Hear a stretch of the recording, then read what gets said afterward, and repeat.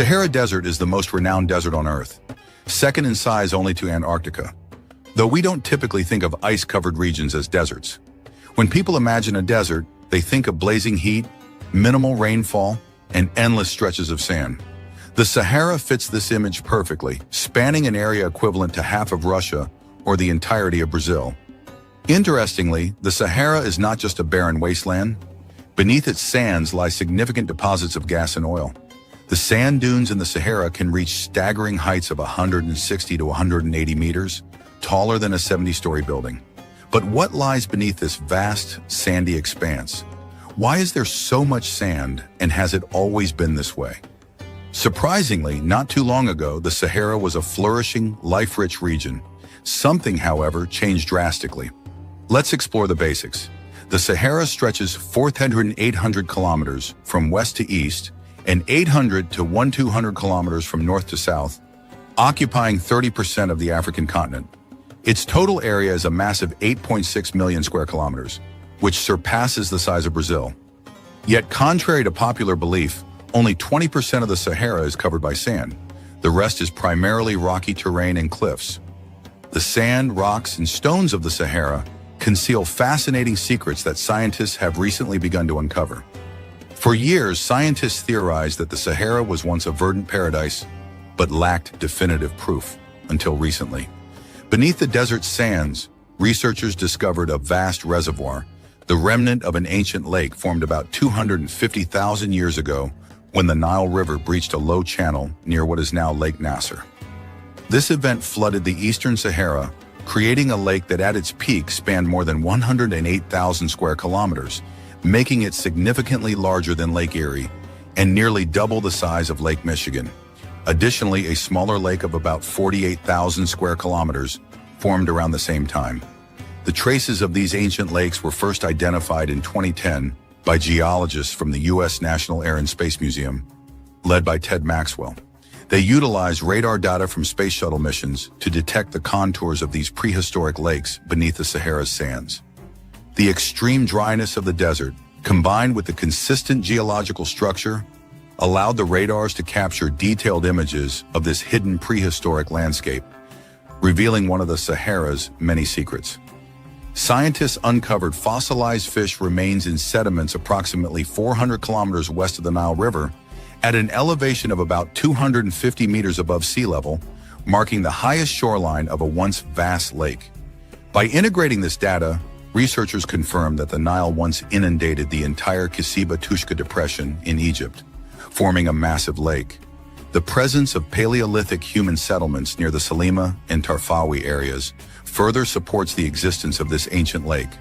For thousands of years, this lake fostered a diverse array of flora and fauna. However, its sudden formation led to its eventual demise, as the water levels receded and evaporated faster than they could be replenished. Over time, the lake dried up, and its bed was consumed by sand. Despite the lake's disappearance, life continued to thrive in the region. Scientific studies indicate that as recently as 5,000 years ago, the Sahara was lush with vegetation and teeming with life.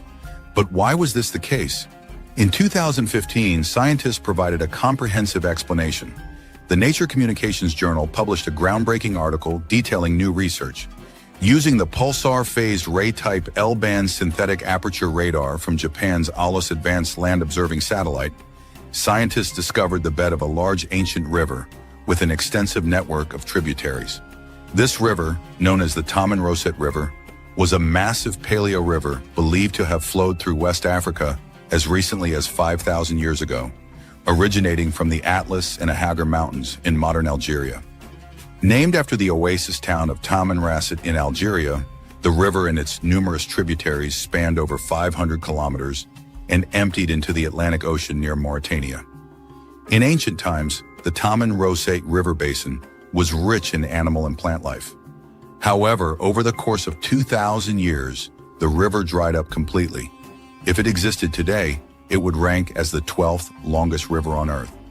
Some scientists speculate that the river may have intermittently appeared and disappeared over the past 245,000 years, a period that coincides with the existence of the ancient lake in the region. Regardless, The Taman Rosé River was a crucial water source that transformed Central Africa into a thriving green paradise. Even today, traces of this ancient waterway remain, feeding the famous oases of the Sahara, with underground currents and reservoirs hidden beneath the sands. The story of the Sahara becomes even more fascinating when we delve deeper into its prehistoric past, millions of years ago. During the Mesozoic era, the waters of the Tethys Sea covered what is now the Sahara. In these ancient waters, ancestors of modern whales, known as Bilosaurus, thrived. Their massive fossilized remains were discovered during excavations at Wadi El Hitan in Egypt. These bones, preserved on the ocean floor for millions of years, remained undisturbed until the ocean gradually receded and the seabed rose to become dry land. Due to the abundance of fossils from this ancient ocean, the Sahara is sometimes referred to as the Valley of the Whales. In addition to ancient marine creatures, the Sahara has also yielded the fossilized remains of one of the largest dinosaurs, the herbivorous sauropod. This giant, which measured 32 meters in length and weighed up to 60 tons, was a remarkable discovery that captivated the scientific community. However, even this significant find was overshadowed by the discovery of remains from a previously unknown species of ancient creatures.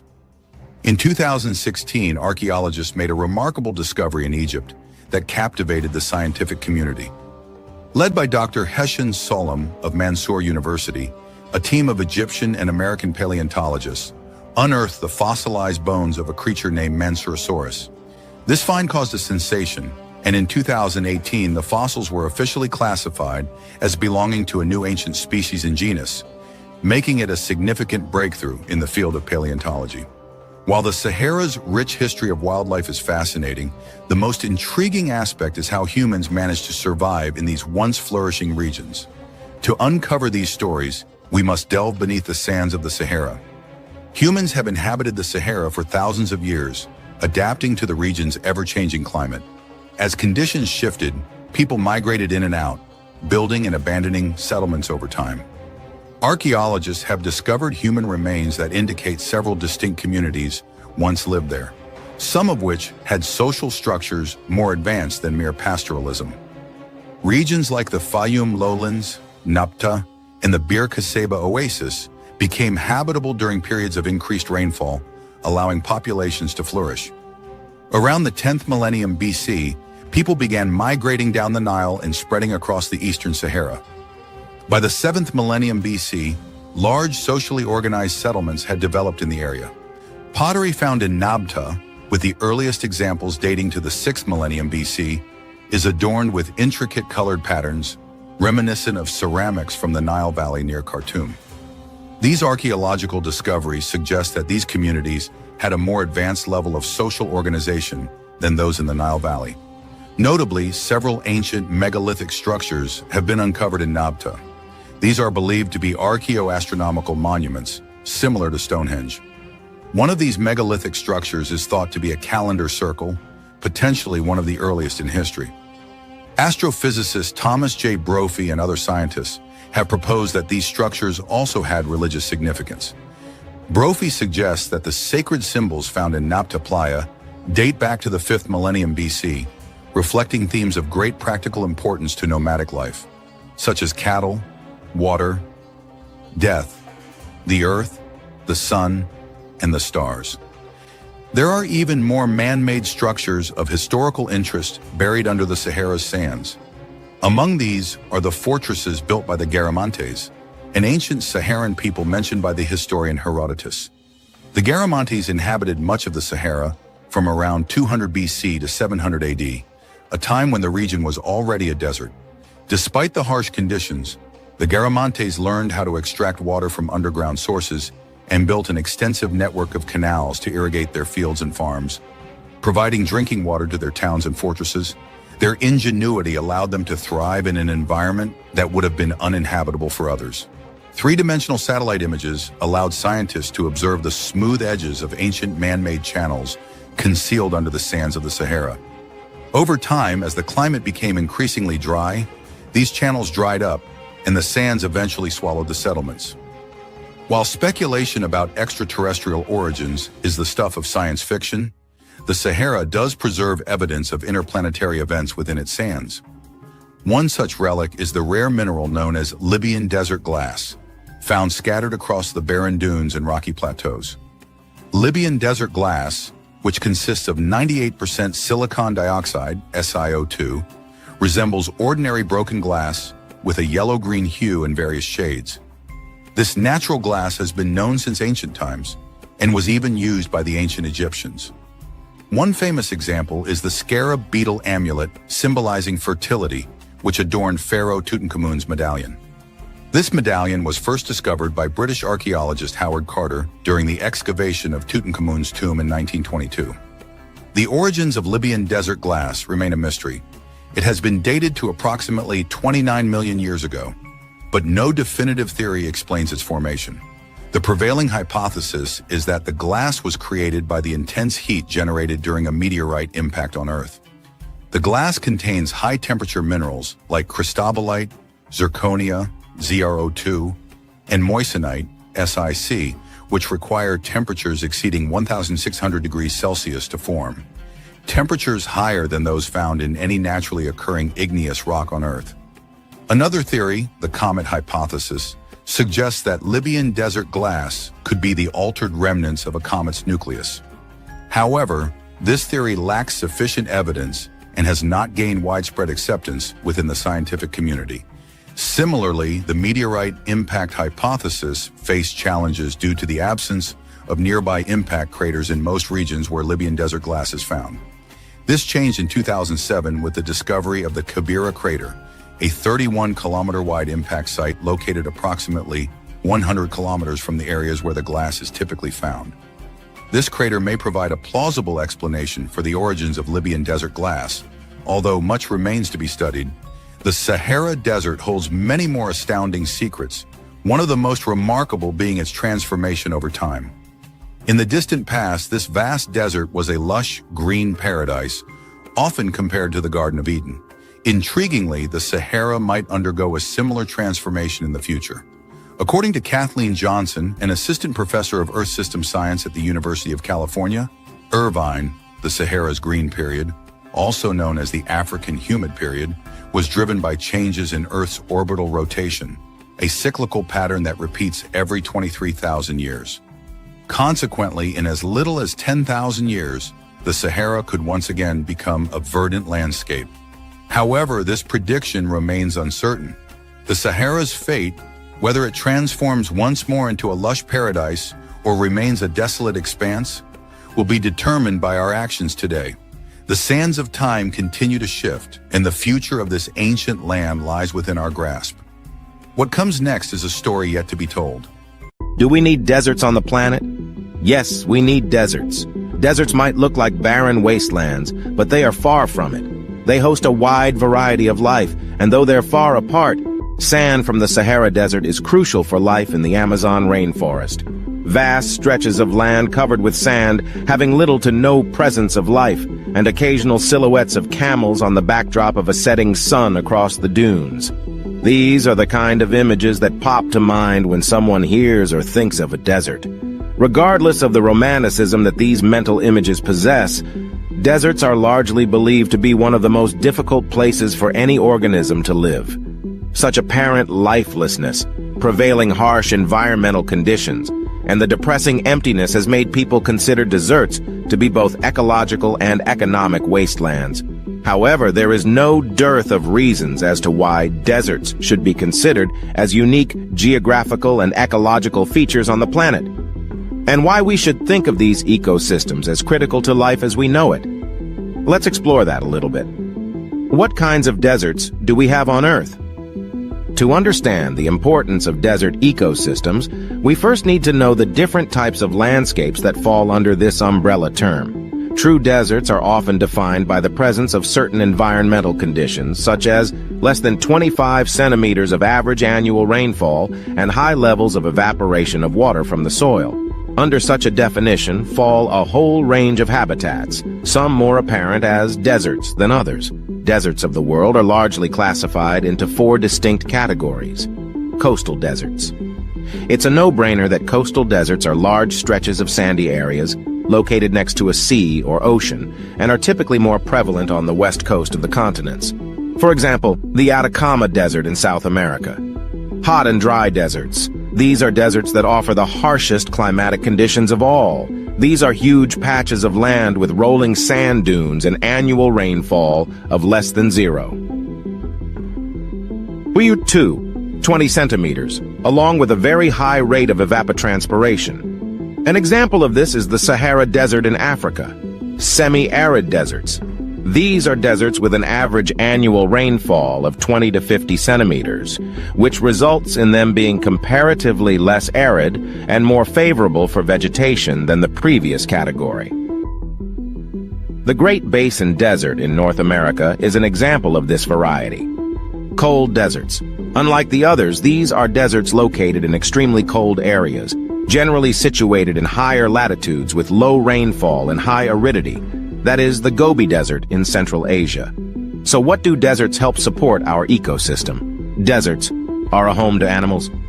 Deserts are mainly known for their sparse landscapes and lack of vegetation, but they also provide a home to many species that can't be found in other places, like the kangaroo rat and cactus wren. Deserts provide the perfect habitat for warm weather creatures to roam around without having to worry about finding food or shelter. It's not uncommon for desert animals to deal with high levels of starvation during the summer months when prey is hard to find. 91 mammal species, 319 bird species, and 67 lizard species call deserts their home. Deserts provide a home for plants. Deserts are home to more than 25% of all plant species found on the planet. Many plants have adapted to survive the dry climate, which often includes extremely high levels of sunlight, little rain or snowfall, and very sandy soils. Despite their bleak appearance, deserts are lush with plant life. They provide a home for cacti and other plants that have evolved to survive in the harsh climate. Deserts are a home to people. They are home to more than 2 billion people who rely on their ecosystem for food security. Desert communities have developed their own culture and handicraft items that play a huge role in the local economy and trade with other cultures. They provide a habitable place for us due to the low population density and plentiful natural resources like oil reserves and minerals. Deserts are a good source of minerals. Despite their inhospitable nature, deserts are an important source of minerals. Deserts are known as mineral wastelands, as they have been used as a source of raw materials to make products like bricks, glass, and cement. They contain large deposits of useful minerals such as coal, copper, gold, iron ore, natural gas, and petroleum. Deserts are unique places of adventure. In addition to their mineral value, deserts also have a high rate of endemism for plants and animals. Due to the lack of water and other nutrients found in other habitats, desert species tend to be smaller or shorter than their counterparts in other ecosystems. Deserts are home to some unique creatures like lizards that can store water in their bodies, the camel that can go weeks without drinking water, and small mice that use their large incisors to stay hydrated by chewing on desert plants. Hence, the deserts provide tourists with an opportunity to explore new destinations. Desert vacations are now becoming more popular as people want to experience the desert's barren landscape and unique animals. Deserts are areas of endemism. Desert soils are nutrient poor, which contributes to the scarcity of plant life and animal species. The low rainfall, lack of water, and vegetation make them good places for scientists to research endangered species and their habitats. Deserts are located in just about every corner of the planet. They are found near the equator, in temperate regions, at higher elevations, in grasslands, in areas with high rates of precipitation, areas with extreme heat, and along rivers. Deserts are key for ecological studies. Deserts are especially good for studying the effects of climate change on animal life. Because deserts are mostly isolated from other habitats, their plant and animal species aren't as affected by outside factors like humans or deforestation. Deserts are also key study areas for scientists looking to research how different species of plants and animals can survive in harsh environments. Deserts are home to many interesting creatures that have adapted to the climate. Humans rely on desert ecosystems for survival as they provide shelter, energy, minerals, and trade opportunities. The deserts of the world are of great importance to the planet and its people. Deserts. in the age of humans. Despite all these critical services that deserts provide, they haven't been spared from non-sustainable exploitation by humankind. Deserts harbor 13 of the 15 major mineral deposit types, as well as a considerable amount of mineral oil and natural gas. Many of these resources are harvested in a non-environmentally friendly manner, which leads to the overall degradation of these ecosystems.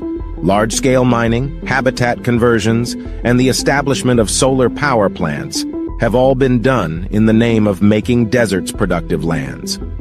However, these choices, coupled with climate change, have already affected the ecosystem in many detrimental ways.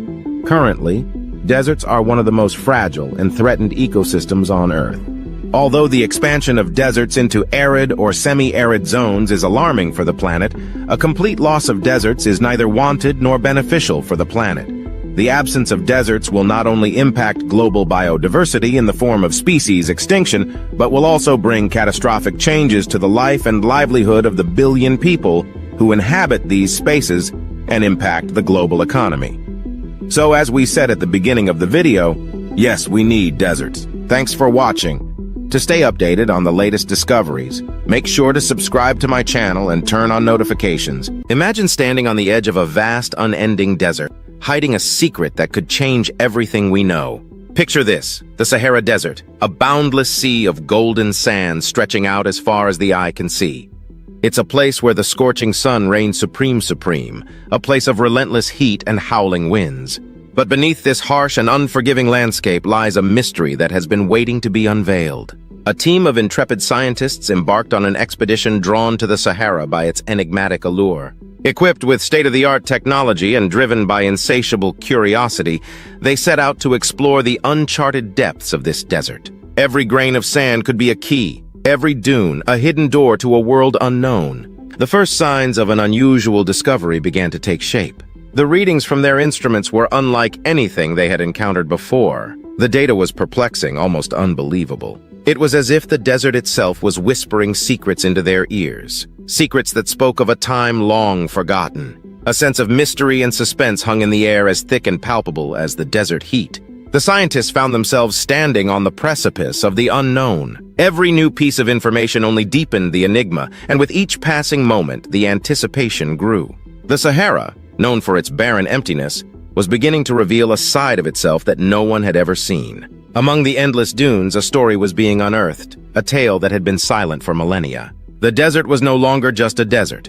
It was a puzzle waiting to be solved, a riddle begging to be answered. Every gust of wind, every shift in the sands seemed to resonate with the heartbeat of a secret that could redefine our understanding of the world, a secret that could change everything we thought we knew. The question loomed as vast and as profound as the desert itself. What could possibly be hiding under the sands of time? Beneath the relentless sun and shifting sands, a revelation was waiting to be unearthed. North, in the heart of the Sahara, where the arid dunes stretch as far as the eye can see, a team of intrepid scientists embarked on an expedition of unprecedented scale. Their mission was to probe the mysteries that lay beneath the desert's surface, deep within its ancient bosome. Days turned into weeks and weeks into months. The relentless desert sun bore down on them. The sands shifted beneath their feet, and the winds howled around them like a chorus of spectral voices. Yet they persevered, driven by the tantalizing promise of discovery. Their tools were simple yet effective, ground-penetrating radar to peer beneath the earth, handheld shovels to scrape away centuries of accumulated sand, and their own indomitable will to uncover the truth. Every day was a battle against the elements, a test of their resolve. But the allure of the unknown, the thrill of the chase, kept them going. Then one fateful day, their efforts bore fruit. There, in the heart of the Sahara, they stumbled upon something that defied belief, something that challenged the very foundations of their understanding. Their initial reaction was one of disbelief. The readings on their instrument seemed impossible, the implications of their findings unthinkable. But as they delved deeper, the terrifying reality began to sink in. They had discovered something that had been lurking beneath the sands for millennia, waiting to be discovered. This was no ordinary discovery. This was something that had the potential to change everything. It was a revelation that challenged established scientific theories, a find that could rewrite history. The sheer magnitude of the discovery was overwhelming. The implications terrifying. As news of the discovery spread, the world held its breath. Scientists and laymen alike grappled with the implications. What could it be? What did it mean? The answer to these questions would have to wait for another day. A discovery so terrifying it sent shivers down the spines of the toughest scientists. The revelation that emerged from the depths of the Sahara was unlike anything anyone had seen before. Brace yourselves as we delve deeper into the mystery that has sent shockwaves through the scientific community. Imagine, if you will, walking into a room filled with darkness, armed with nothing but a small flashlight. This is akin to our understanding of the Earth, a place we call home, but know so little about. In the heart of the Sahara Desert, a region often associated with desolation and emptiness, scientists have stumbled upon a discovery that has turned our understanding of the Earth on its head. Beneath the seemingly endless stretches of golden sand and scorching sun lay a vast network of underground rivers and lakes, a hidden aquatic world that defies all known geographical and environmental norms. But it wasn't just the existence of this subterranean water system that was startling. It was what these waters concealed that truly shook the scientific community to its core. In the depths of these underground waters, scientists found an array of never-before-seen life forms, species that had evolved in complete darkness, isolated from the outside world for millions of years. But here's the terrifying part. These life forms exhibited characteristics unlike any known terrestrial species. Their survival in such extreme conditions hinted at the possibility of life forms that could thrive in environments previously deemed inhospitable, even on other planets. The terrifying discovery was not just about the existence of an entirely new ecosystem, but what it implied. It suggested that life as we know it, life as we've defined it, might just be a drop in the ocean of possibilities. This discovery forced us to reconsider our understanding of life, pushing us into a realm of uncertainty and opening up a Pandora's box of existential questions. So what was initially a geological exploration turned into a biological discovery that challenged our very definition of life and our place in the universe. This was not just a discovery, it was a terrifying testament to the unknown depths of our planet. The world stood still as the horrifying truth from beneath the Sahara began to sink in. Imagine the Sahara, a vast expanse of sand and solitude, hiding a secret so monumental that it shakes the very foundations of our understanding. Now, this secret is out in the open, sending shockwaves across the globe as we grapple with its implications. Leading scientists who have dedicated their lives to the study of our planet were left stunned. Renowned geologist Dr. Evelyn Stone likened the revelation to finding a new piece in the puzzle of Earth's history, a piece we didn't even know was missing. She went on to say, "This discovery has the potential to rewrite textbooks, to shift paradigms. It's not just a game changer, it's a whole new game." But what does this all mean for us, the non-scientific layman? Well, let's paint a picture. Imagine waking up tomorrow and finding out that the world is not round, but square. It's that level of paradigm shift. It's like discovering a new color that's been in front of our eyes all along, but we just didn't have the capacity to see it. It's like realizing that the Earth isn't the center of the universe, but just a tiny speck in the grand cosmic scheme of things. This discovery has the potential to change the way we view our place in the universe. It could lead to advancements in technology, to a deeper understanding of our past, and to a clearer vision of our future. However, it's not all roses and rainbows.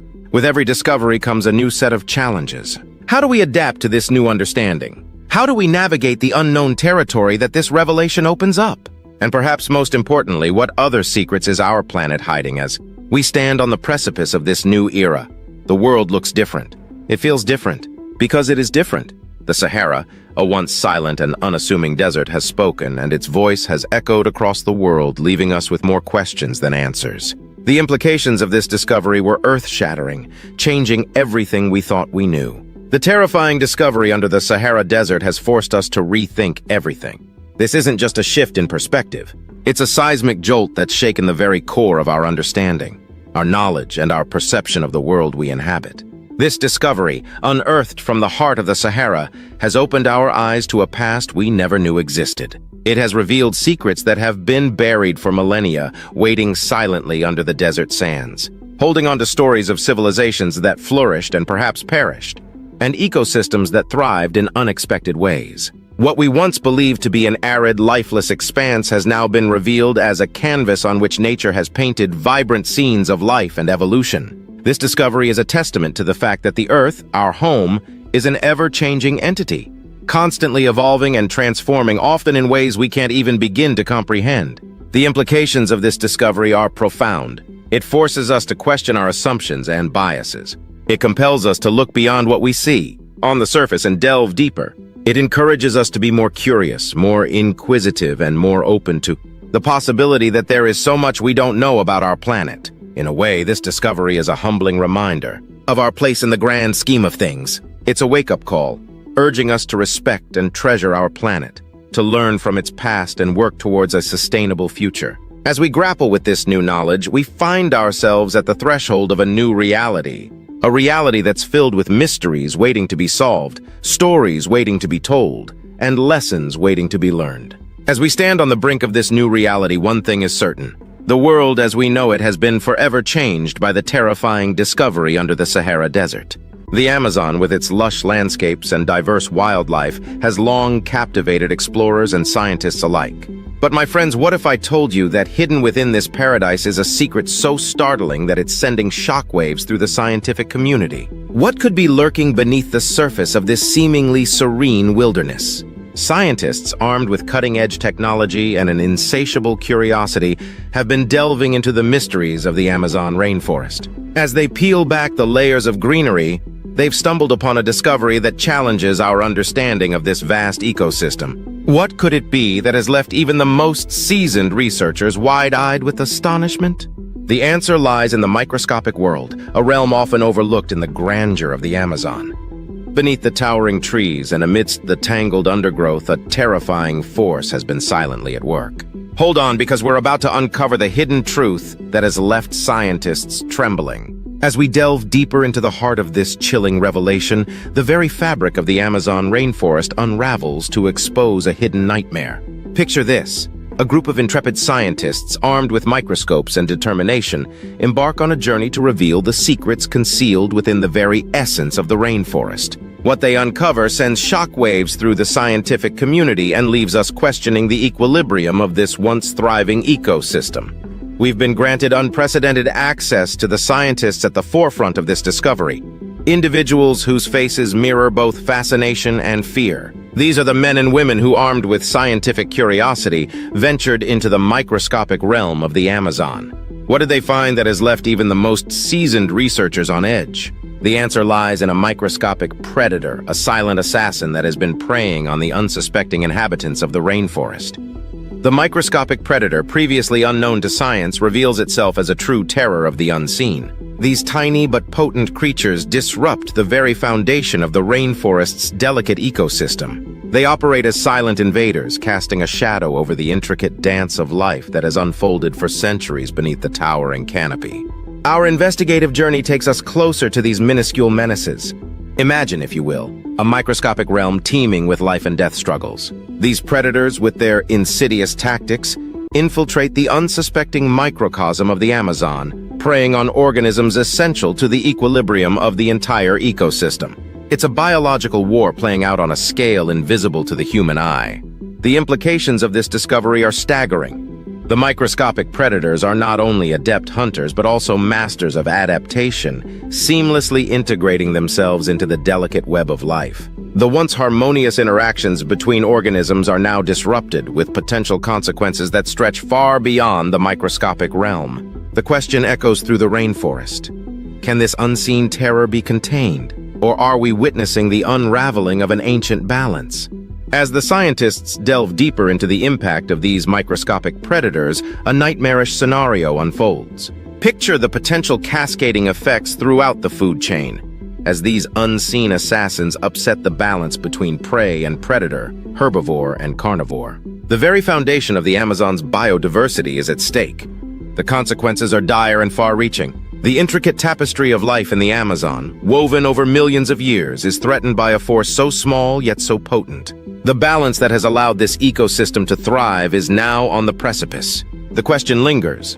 Can the Amazon, with its resilient spirit, withstand this microscopic onslaught, or are we on the brink of witnessing an irreversible transformation? As we process the shocking nature of this discovery, one cannot help but ponder the broader implications for the entire rainforest ecosystem. The microscopic predators have unveiled a new chapter in the Amazon's story, one that challenges our understanding and compels us to confront the fragility of this ancient paradise. Join us in the next segment as we explore the ripple effects of this discovery, delving into the interconnected web of life in the Amazon and the potential consequences for its future. As we process the gravity of this discovery, the implications are vast. How does the presence of this microscopic predator reverberate through the rainforest, affecting not only the inhabitants but also the very essence of this vital ecosystem? We've reached out to experts in ecology and environmental science to understand the ripple effect of this discovery. The interconnected web of life in the Amazon is delicate, and any disturbance can send shockwaves through the entire system. How will the introduction of this microscopic predator impact the biodiversity we hold so dear?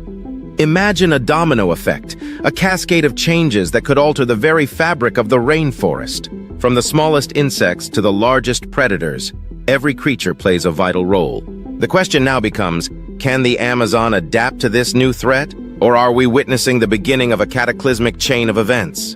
Navigating the profound implications of this microscopic revelation, our voyage directs us to a critical juncture, the future of the Amazon rainforest. How will this revelation shape the destiny of this vital ecosystem? Are we standing on the precipice of an ecological crisis, or can our understanding of this discovery guide us towards solutions that preserve and protect the Amazon? Our exploration into the potential consequences of the microscopic predators leaves us at a crucial juncture. The Amazon, with its unparalleled biodiversity and ecological significance, is at a crossroads. To unravel this complex tapestry of life, we turn to experts on the front lines of conservation efforts, who are tirelessly working to safeguard the future of this irreplaceable ecosystem. We've engaged with dedicated individuals who have devoted their lives to understanding and preserving the Amazon. Their commitment is unwavering, but the challenges are monumental. How can we navigate the delicate balance between human activities and the needs of the rainforest? What solutions are being proposed to mitigate the impact of the microscopic predators and ensure the longevity of this natural wonder? The fate of the Amazon is intertwined with our collective actions. Conservationists stress the importance of preserving and restoring the habitats within the rainforest. Reforestation efforts, sustainable land use practices, and initiatives to curb deforestation are crucial components of the fight to protect the Amazon's fragile ecosystems. How can we, as stewards of the Earth, contribute to these efforts and make a positive impact? It's not just the responsibility of scientists and conservationists, it's a call to action for all of us. Every individual can play a role in protecting the Amazon and ensuring a sustainable future. By making conscious choices in our daily lives, supporting ethical and sustainable practices, and raising awareness, we contribute to the collective effort needed to preserve the lungs of our planet. However, the challenges facing the Amazon are not confined to national borders. The rainforest spans multiple countries, each with its unique set of circumstances and priorities. International collaboration becomes paramount. How can nations work together to address the threats facing the Amazon? What role does global cooperation play in ensuring the survival of this extraordinary ecosystem? Collaboration is the key. Governments, NGOs, and international organizations must unite to develop comprehensive strategies for the protection and sustainable management of the Amazon rainforest. The microscopic predators have underscored the fragility of this vast ecosystem, emphasizing the need for a coordinated global response. As we contemplate the future of the Amazon, one question looms large. Can we, as a global community, rise to the occasion and safeguard this invaluable treasure for future generations? The answer lies not only in scientific advancements, but in our collective will to enact meaningful change. The Amazon's destiny is in our hands, and the time to act is now. Let's draw inspiration from success stories where conservation efforts have made a difference. There is hope, and it lies in our ability to adapt, innovate, and commit to the preservation of our planet's most precious ecosystems. The Amazon, with all its mysteries and microscopic challenges, has endured for millennia. Now it calls upon us to be the guardians of its legacy. As we conclude this chapter of our journey into the heart of the Amazon rainforest, the path forward is clear. It requires collective responsibility, unwavering commitment, and a deep respect for the delicate dance of life within this ancient paradise. Thanks for watching. To stay updated on the latest discoveries, make sure to subscribe to my channel and turn on notifications. The Mariana Trench is the deepest oceanic trench on Earth and home to the two lowest points on the planet. The crescent-shaped trench is in the western Pacific, just east of the Mariana Islands near Guam. The region surrounding the trench is noteworthy for many unique environments, including vents bubbling up liquid sulfur and carbon dioxide, active mud volcanoes, and marine life adapted to pressures 1,000 times that at sea level. The Challenger Deep, in the southern end of the Mariana Trench, is the deepest spot in the ocean. Its depth is difficult to measure from the surface, but in 2010, the National Oceanic and Atmospheric Administration used sound pulses sent through the ocean and pegged the Challenger Deep D at 36,070 feet, 10,994 meters. A 2021 estimate using pressure sensors found the deepest spot in Challenger Deep was 35,876 feet, 10,935 m. Other modern estimates vary by less than 1,000 feet, 305 m. The ocean's second deepest place is also in the Mariana Trench. The Sirena Deep, which lies 124 miles, 200 kilometers to the east of Challenger Deep, is a crushing 35,462 feet deep, 10,809 m. By comparison, Mount Everest stands at 29,026 feet, 8,848 m above sea level, meaning the deepest part of the Mariana Trench is 7,044 feet, 2,147 m deeper than Everest is tall.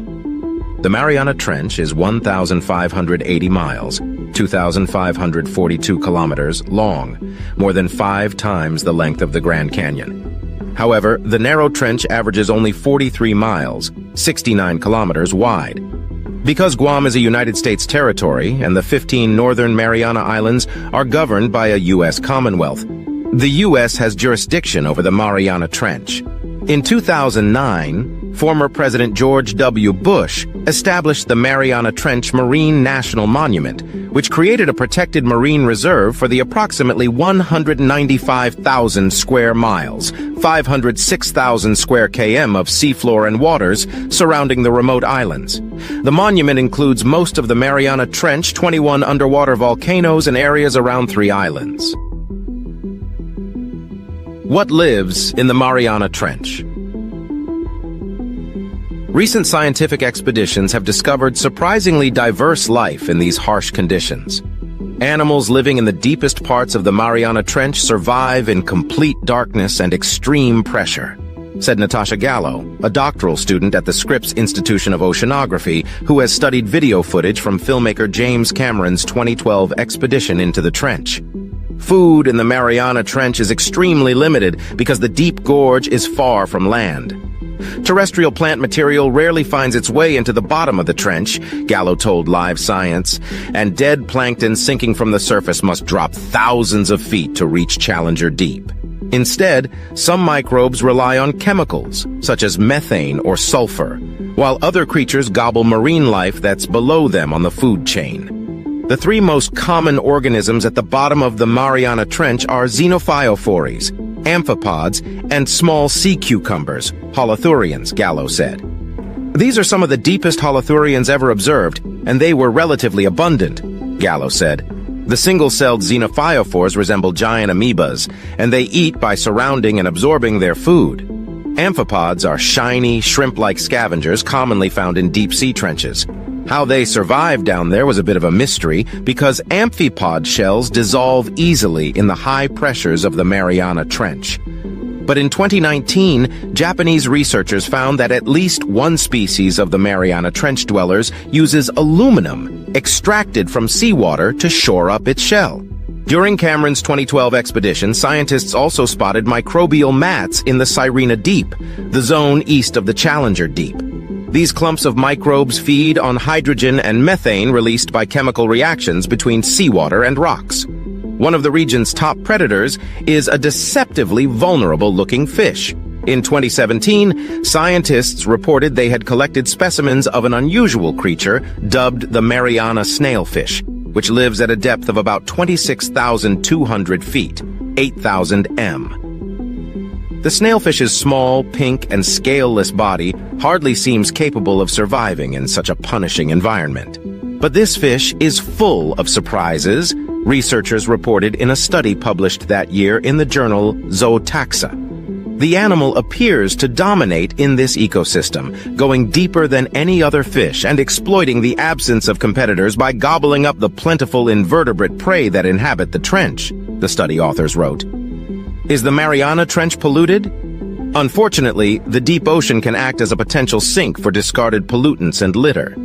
In a study published in 2017 in the journal Nature Ecology and Evolution, a research team led by scientists at Newcastle University in the United Kingdom showed that human-made chemicals that were banned in the 1970s are still lurking in the deepest parts of the ocean. While sampling amphipods, shrimp-like crustaceans, from the Mariana and Kermadec trenches, the researchers discovered extremely high levels of persistent organic pollutants, POPs, in the organism's fatty tissues. These included polychlorinated biphenyls, PCBs, and polybrominated diphenyl ethers, PBDEs, chemicals commonly used as electrical insulators and flame retardants, according to a study published in the journal Nature Ecology and Evolution. These POPs were released into the environment through industrial accidents and landfill leakages from the 1930s until the 1970s, when they were finally banned. We still think of the deep ocean as being this remote and pristine realm, safe from human impact, but our research shows that sadly this could not be further from the truth. Lead study author Alan Jameson, a senior lecturer in marine ecology at Newcastle University, said in a statement, "In fact, the amphipods in the study contained levels of contamination similar to that found in Suruga Bay, one of the most polluted industrial zones of the Northwest Pacific. Since POPs cannot degrade naturally, they persist in the environment for decades, reaching the bottom of the ocean by way of contaminated plastic debris and dead animals. The pollutants are then carried from creature to creature through the ocean's food chain, eventually resulting in chemical concentrations far higher than surface-level pollution. The fact that we found such extraordinary levels of these pollutants in one of the most remote and inaccessible habitats on Earth really brings home the long-term, devastating impact that humankind is having on the planet," Jameson said in the statement. Nor is the Mariana Trench immune from the plastic pollution that invades the world's oceans. A 2018 paper in the journal Geochemical Perspectives found that microplastics were alarmingly common in the lowest waters of the Mariana Trench, indicating that these plastics filter through the ocean to concentrate at its deepest points. What scientists found in the Mariana Trench. Scientists exploring a marine trench near Japan were astonished to find a fish in one of the deepest parts of the ocean, at 8,336 meters, about 5 miles below the surface. The tadpole-shaped translucent creature is a type of snailfish, and it's probably the deepest fish anyone will ever find. They can't really go any deeper, says deep-sea scientist Alan Jameson of the University of West Australia, who led the team that made the discovery. The previous record holder, a juvenile snailfish seen in the Mariana Trench, was filmed at a depth of 8,178 meters in 2017. Fish withstand the high pressures of extreme depths because of compounds called osmolytes in their cells. Osmolyte concentrations increase at greater depths to ensure that fish cells don't shrink too much at such bone-crushing pressures. But these compounds reach their maximum concentration at around 8,400 meters. So that's the theoretical limit of fish physiology. If anyone does find fish deeper than this, it will not be by much, Jameson says. Ichthyologist Prasanta Chakrabarty, curator of fishes at Louisiana State University's Museum of Natural Science, is impressed that the fish, a species in the genus Pseudoliparus, could survive so far down, where the water pressure is 800 times that of the surface. At that depth, everything from gas exchange for breathing to nearly every physiological function seems impossible, he says. I can barely swim to the bottom of a swimming pool without my ears popping. Jameson's team discovered the snailfish in August 2022 at the bottom of the Izu-Ogasawara Trench, near the main islands of Japan. The team was using crewed and uncrewed underwater vehicles to explore deep ocean trenches, and the Izu-Ogasawara connects in the south to the deepest, the Mariana Trench. The deepest parts of the Japanese trench are slightly warmer than the Mariana, reaching about 1.7 degrees Celsius, 35 degrees Fahrenheit, Jameson says. The warmer water seems to be why the snailfish survive.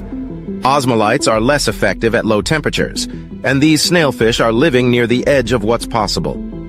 The difference is a fraction of a degree, so we wouldn't care, Jameson says, but it makes a difference to marine animals. To photograph the fish, researchers on board the DSSV pressure drop sent down a lander, an autonomous underwater vehicle equipped with cameras, lights, and batteries, along with a weight to carry the contraption to the sea floor. The researchers used landers that carried dead fish as bait, deep-sea crustaceans ate the bait, and the snailfish came to eat the crustaceans. The lander that made the finding photographed a single juvenile snailfish at 8,336 meters. Though the team couldn't identify the type of snailfish, two others from the species Pseudoliparus belyaevi were caught in baited traps nearby, at a depth of 8,022 meters. More than 400 species of snailfish are known from shallow waters to extreme depths, and each species adapts to where it lives, Jameson says. Each trench has its own snailfish in it, he says. Once they've evolved to cope in a trench, they cannot decompress to get from one trench to another. In an email to Scientific American, ichthyologist Dahiana Arkila, curator of marine vertebrates at the University of California, San Diego's Scripps Institution of Oceanography, noted the part played by technology in the discovery.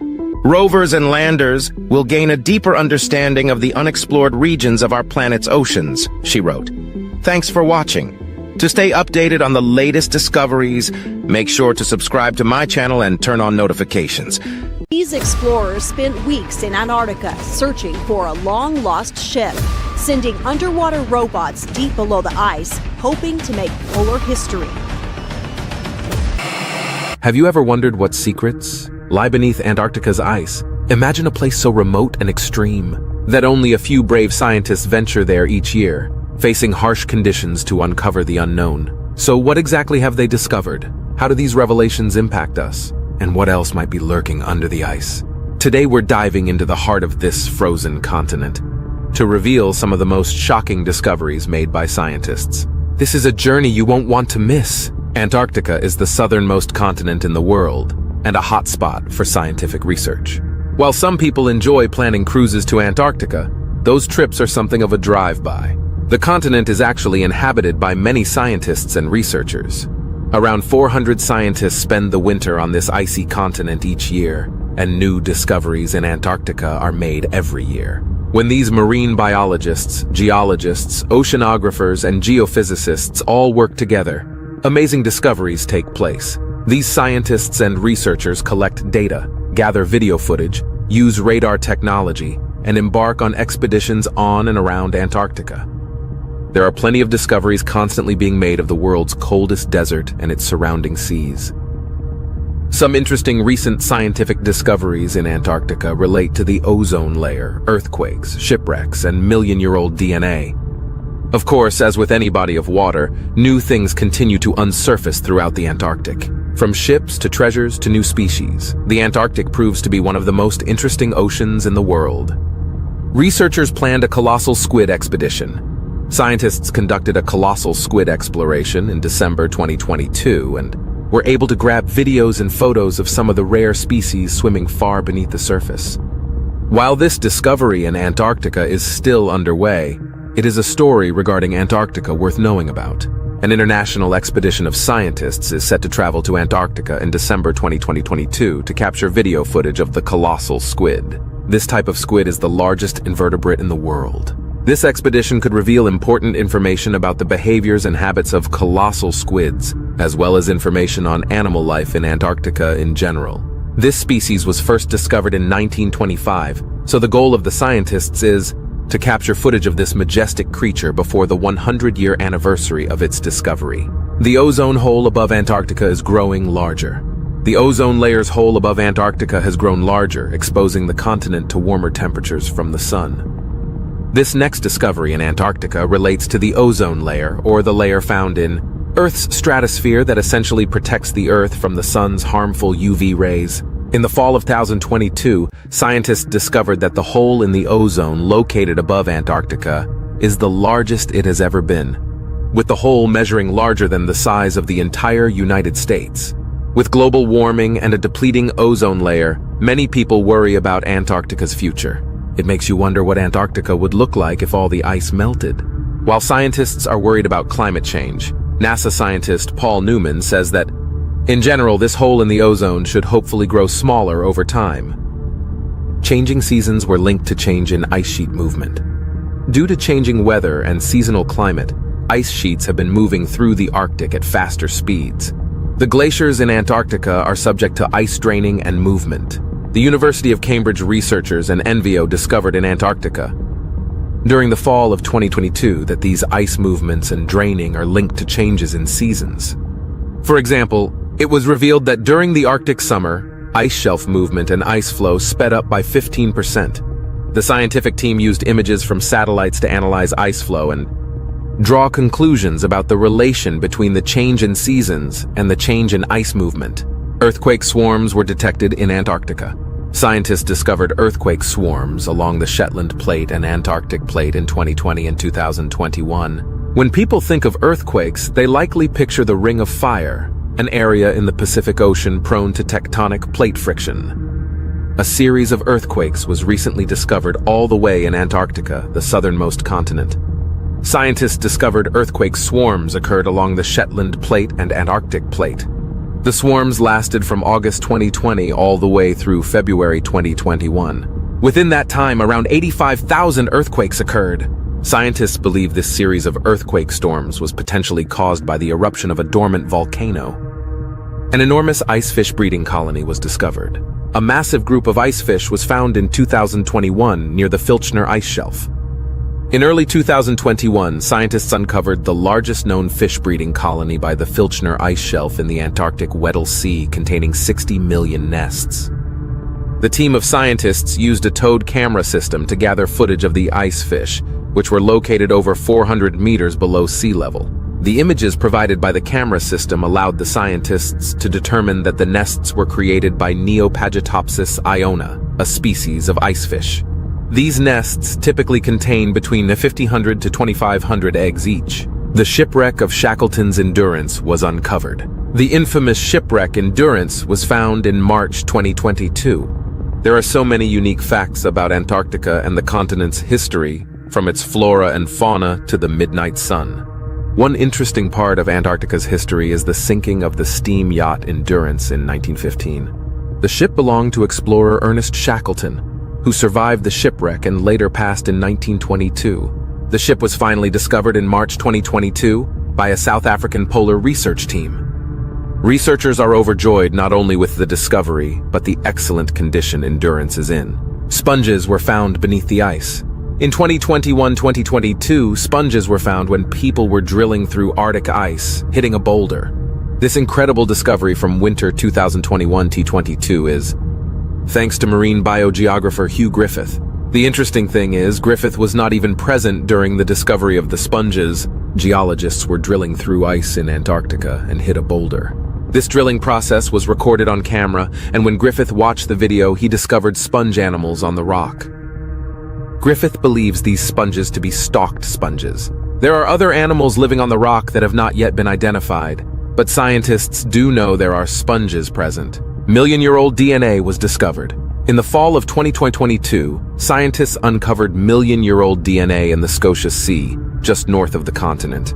In the fall of 2022, scientists discovered million-year-old DNA in Antarctica. A University of Tasmania and University of Bonn study discovered this DNA in the Scotia Sea, located just north of the continent of Antarctica. The ancient sediment that was discovered is now the oldest marine DNA found from seafloor sediments. This DNA will be analyzed and studied by scientists, as it will tell us a lot about the polar marine ecosystem, as well as how climate change may affect Antarctica. A large lake was found beneath Antarctica's largest ice sheet.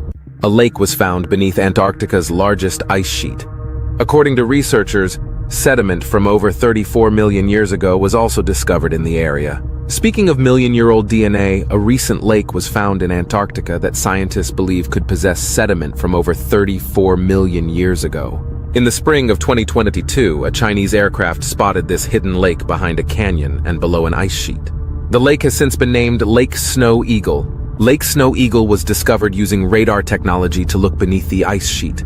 Finding this lake is extremely impressive, as scientists have been flying and using radar over the area for 3 years prior to the discovery. Hidden life was discovered under Antarctica's Larsen Ice Shelf. An underwater ecosystem was found in a river beneath the Larsen Ice Shelf. In June 2022, an underwater ecosystem was discovered in a river beneath the Larsen Ice Shelf in Antarctica. This discovery was made by New Zealand scientists when they drilled through the shelf and filmed the icy water below. The video footage revealed shrimp-like creatures swimming about in their underwater habitat. Scientists noticed a groove in the ice shelf, noting that this unique shape meant there was a river running beneath the ice. Upon investigation, the creatures were found about 1,640 feet below the surface of the ice. The new deepest point was mapped. Scientists and oceanographers have recently mapped the Factorian Deep, the Arctic's current deepest point. The deepest point of the seafloor around Antarctica is called the Factorian Deep. In 2022, the most detailed view of these depths was given, with the ocean extending some 24,400 feet, which is 7,437 m. The Factorian Deep was only discovered in 2019, but it and its surrounding area have just been mapped. The deep covers a large area, and it is hoped the research will lead to the discovery of new hotspots for marine life. Seemingly impossible phytoplankton blooms. Phytoplankton blooms have been found in the deeper waters of Antarctica. There is still much to learn about the life that calls the waters around Antarctica home. One of the seemingly impossible discoveries was that of a phytoplankton blooming deep in the ocean. It was found in both of the world's polar regions. Previously, it had been thought there wasn't enough light there for the phytoplankton to survive. Now it seems that algae can thrive with as little as 1% of the light found on the surface. Bye-bye iceberg. One of the world's largest icebergs, A76A, has decided to leave the Arctic, breaking away from its once stationary positioning. Climate change is having a big impact on parts of Antarctica's ice sheets, leading to some of them breaking up. It was found that the world's largest iceberg, called A76A, has decided to leave Antarctica. Satellite imagery shows it floating up in the mouth of the Drake Passage and has begun its journey away from Antarctica. The hunk of ice is around 84 miles long and 16 miles wide. Clues to the survival of microbes under the ice. New evidence shows that microbes feast on ancient carbon, which has been exposed through climate change. It has been a mystery how microbes manage to survive in lakes deep under the ice of Antarctica. But now, new evidence and new discoveries in Antarctica are helping to shed light on that, revealing that the microbes feast on ancient carbon. Scientists have found the bacteria in a buried lake in West Antarctica are feeding on carbon that seawater left behind thousands of years ago. Not all the ancient mysteries of Antarctica date back to the dinosaurs. Some date back to the last ice age. A buried flying saucer, really. A saucer-shaped discovery was made in Antarctica, with one being found by explorers in the water. This one is, of course, a joke. No alien flying saucers have ever been discovered in the ice in Antarctica, nor are they likely to ever be discovered. If one would like to find a flying saucer, one will need to somehow get into Area 51. There are certainly enough little green man-themed restaurants and shops in Roswell, New Mexico, to convince passers-by that an unfortunate flying saucer met its end in the remote American town. The hole in the pole grew deeper. A large hole in the Antarctic Ocean was recently discovered. Something that has been interesting for scientists for many years is the mysterious hole that was found in the South Pole, aka Antarctica. A mysterious hole larger than Maryland has reappeared in the middle of Antarctica after 42 years. Of course, this could simply be the ice shifting and changing due to heat and climate changes, but it's still an oddball discovery. Generally, holes without ice or land don't make their way into a busy Antarctic region, so this is certainly something to keep an eye on. Furthermore, the hole was the largest ice break observed in that region for decades, spanning a whopping 13,000 square miles in size. This is projected to get larger as the ice melts and moves, so we'll keep with that story. We hope you found these discoveries from Antarctica's hidden secrets. To stay updated with our latest videos, please subscribe and turn on the notification bell. Share your thoughts and suggestions for future topics in the comments below. Explore our channel for more amazing content. Thanks for watching, and until next time. Mars has captivated humans since we first set eyes on it as a star-like object in the night sky. Early on, its reddish hue set the planet apart from its shimmering siblings, each compelling in its own way, but none other tracing a ruddy arc through Earth's heavens. Then, in the late 1800s, telescopes first revealed a surface full of intriguing features, patterns, and landforms that scientists at first wrongly ascribed to a bustling Martian civilization. Now, we know there are no artificial constructions on Mars, but we've also learned that, until 3.5 billion years ago, the dry, toxic planet we see today might have once been as habitable as Earth. Since the 1960s, humans have set out to discover what Mars can teach us about how planets grow and evolve, and whether it has ever hosted alien life. So far, only uncrewed spacecraft have made the trip to the Red Planet, but that could soon change. NASA is hoping to land the first humans on Mars by the 2030s, and several new missions are launching before then to push exploration forward. Here's a look at why these journeys are so important, and what humans have learned about Mars through decades of exploration. Why explore Mars? Over the last century, everything we've learned about Mars suggests that the planet was once quite capable of hosting ecosystems, and that it might still be an incubator for microbial life today. Mars is the fourth rock from the Sun, just after Earth. It is just a smidge more than half of Earth's size, with gravity only 38% that of Earth's. It takes longer than Earth to complete a full orbit around the Sun, but it rotates around its axis at roughly the same speed. That's why 1 year on Mars lasts for 687 Earth days, while a day on Mars is just 40 minutes longer than on Earth. Despite its smaller size, the planet's land area is also roughly equivalent to the surface area of Earth's continents, meaning that, at least in theory, Mars has the same amount of habitable real estate. Unfortunately, the planet is now wrapped in a thin carbon dioxide atmosphere and cannot support Earth-like life forms. Methane gas also periodically appears in the atmosphere of this desiccated world, and the soil contains compounds that would be toxic to life as we know it. Although water does exist on Mars, it's locked into the planet's icy polar caps and buried, perhaps in abundance, beneath the Martian surface. Today, when scientists scrutinize the Martian surface, they see features that are unquestionably the work of ancient flowing liquids, branching streams, river valleys, basins, and deltas. Those observations suggest that the planet may have once had a vast ocean covering its northern hemisphere. Elsewhere, rainstorms soaked the landscape, lakes pooled, and rivers gushed, carving troughs into the terrain. It was also likely wrapped in a thick atmosphere capable of maintaining liquid water at Martian temperatures and pressures. Somewhere during Martian evolution, the planet went through a dramatic transformation, and a world that was once rather Earth-like became the dusty, dry husk we see today. The question now is, what happened?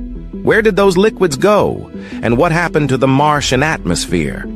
Exploring Mars helps scientists learn about momentous shifts in climate that can fundamentally alter planets. It also lets us look for biosignatures, signs that might reveal whether life was abundant in the planet's past, and if it still exists on Mars today. And the more we learn about Mars, the better equipped we'll be to try to make a living there, someday in the future. Past missions, major discoveries. Since the 1960s, humans have sent dozens of spacecraft to study Mars. Early missions were flybys, with spacecraft furiously snapping photos as they zoomed past. Later, probes pulled into orbit around Mars. More recently, landers and rovers have touched down on the surface. But sending a spacecraft to Mars is hard, and landing on the planet is even harder.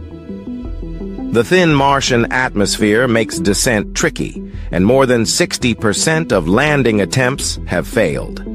So far, 4 space agencies, NASA, Russia's Roscosmos, the European Space Agency, ESA, and the Indian Space Research Organization, ISRO, have put spacecraft in Martian orbit.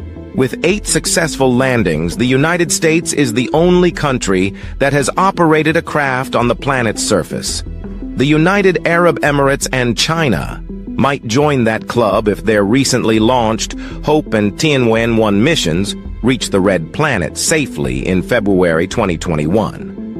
Early highlights of Mars missions include NASA's Mariner 4 spacecraft, which swung by Mars in July 1965 and captured the first close-up images of this foreign world. In 1971, the Soviet space program sent the first spacecraft into Martian orbit. Called Mars 3, it returned roughly 8 months of observations about the planet's topography, atmosphere, weather, and geology. The mission also sent a lander to the surface, but it returned data for only about 20 seconds before going quiet.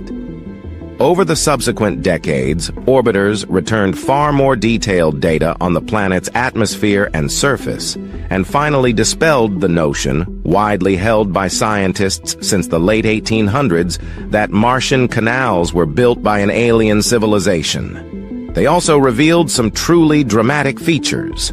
The small world boasts the largest volcanoes in the solar system and one of the largest canyons yet discovered, a chasm as long as the continental United States. Dust storms regularly sweep over its plains, and winds whip up localized dust devils. In 1976, NASA's Viking 1 and 2 became the first spacecraft to successfully operate on the planet's surface, returning photos until 1982. They also conducted biological experiments on Martian soil that were designed to uncover signs of life in space. But their results were inconclusive, and scientists still disagree over how to interpret the data. NASA's Mars Pathfinder mission, launched in 1996, put the first free-moving rover, called Sojourner, on the planet. Its successors include the rover's Spirit and Opportunity, which explored the planet for far longer than expected and returned more than 100,000 images before dust storms obliterated their solar panels in the 2010s. Now, 2 NASA spacecraft are active on the Martian surface. InSight is probing the planet's interior, and it has already revealed that Mars quakes routinely rattle its surface. The Curiosity rover, launched in 2012, is also still wheeling around in Gale Crater, taking otherworldly selfies and studying the rocks and sediments deposited in the crater's ancient lake bed. Several spacecraft are transmitting data from orbit: NASA's Maven Orbiter, Mars Reconnaissance Orbiter, and Mars Odyssey, ESA's Mars Express, and Trace Gas Orbiter, and India's Mars Orbiter Mission. Together, these missions have shown scientists that Mars is an active planet that is rich in the ingredients needed for life as we know it: water, organic carbon, and an energy source. Future of Mars. Exploration. Once every 26 months, Earth and Mars are aligned in a way that minimizes travel times and expense, enabling spacecraft to make the interplanetary journey in roughly half a year. Earth's space agencies tend to launch probes during these conjunctions, the most recent of which happens in the summer of 2020. 3 countries are sending spacecraft to Mars during this window. The United Arab Emirates, which launched its Hope spacecraft on July 20th and will orbit Mars to study its atmosphere and weather patterns. China, which launched its Tianwen-1 on July 23rd, and the United States, currently targeting July 30th for the launch of its Perseverance rover. Perseverance is a large, 6-wheeled rover equipped with a suite of sophisticated instruments. Its target is Jezero Crater, site of an ancient river delta and a likely location for ancient life forms to have thrived. Once on the surface, Perseverance will study Martian climate and weather, test technologies that could help humans survive on Mars, and collect samples from dozens of rocks that will eventually be brought to Earth. Among its goals is helping to determine whether Mars was or is inhabited, making it a true life-finding Mars mission. All of the robotic activity is, of course, laying the groundwork for sending humans to the next world over. NASA is targeting the 2030s as a reasonable time frame for setting the first boots on Mars and is developing a space capsule, Orion, that will be able to ferry humans to the moon and beyond. Private spaceflight companies such as SpaceX are also getting into the Mars game. SpaceX CEO Elon Musk has repeatedly said that humanity must become a multiplanetary species if we are to survive.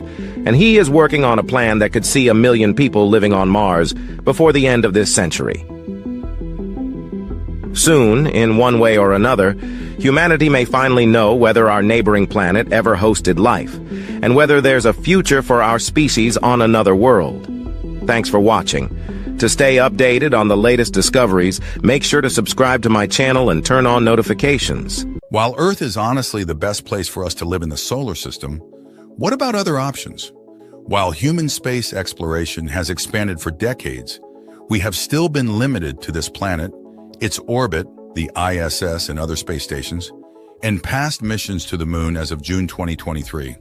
Crewed missions to the moon are scheduled to begin next year. But Mars has been on the horizon for decades as the closest planet to our own. While it's not identical to Earth, human habitation is possible. So let's dive into 10 reasons to colonize and live on Mars.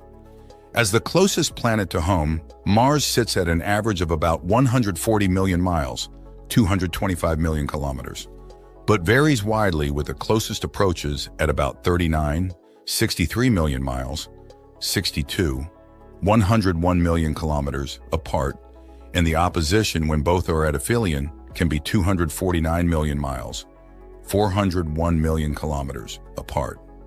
To make the fastest and most efficient trip, space agencies plan for a launch window around the closest approaches, but they also have to consider options like fuel efficiency, and so they might choose to use gravity assists around other astronomical objects like Venus, Earth, or the Moon to speed up the spacecraft, which makes the exact travel time a little more complicated.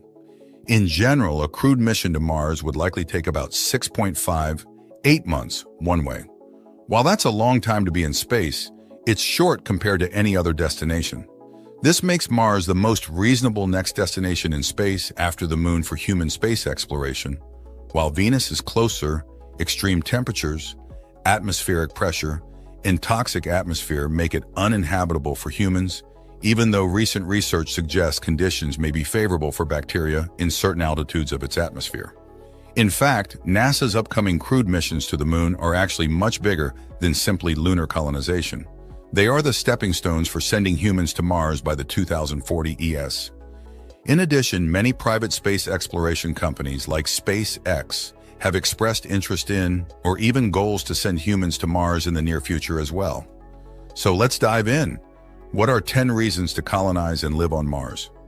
The search for life off Earth. Knowing whether or not life existed or exists beyond Earth is a fundamental question in our understanding of our planet, our solar system, our universe, and even ourselves. As the closest planet to us, Mars is a prime destination to explore this question. In addition, it is the most similar planet to us in the solar system.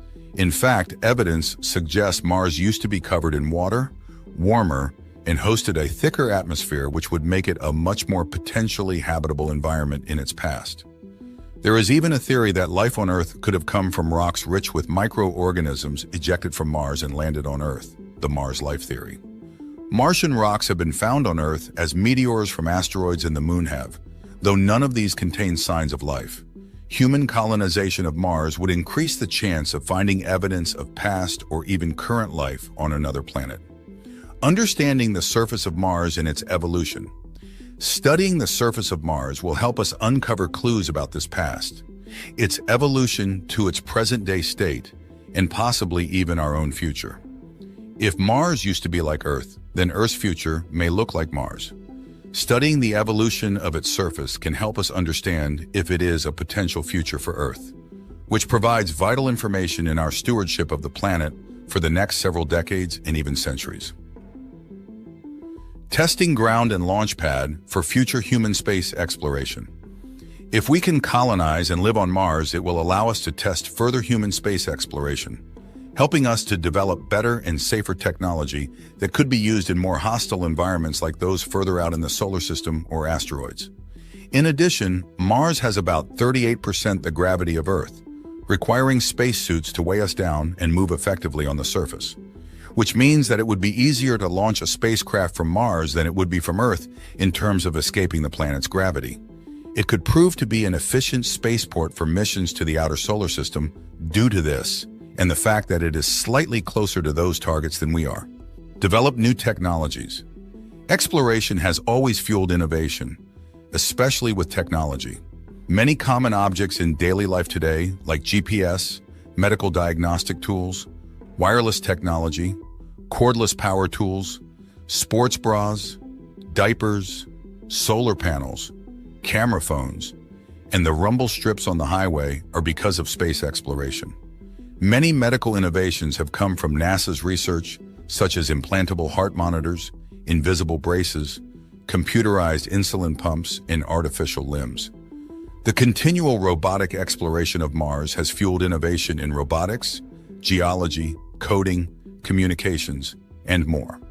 In the words of Mary Roach in Packing for Mars, if it's cordless, fireproof, lightweight and strong, miniaturized, or automate, chances are good NASA has had a hand in the technology.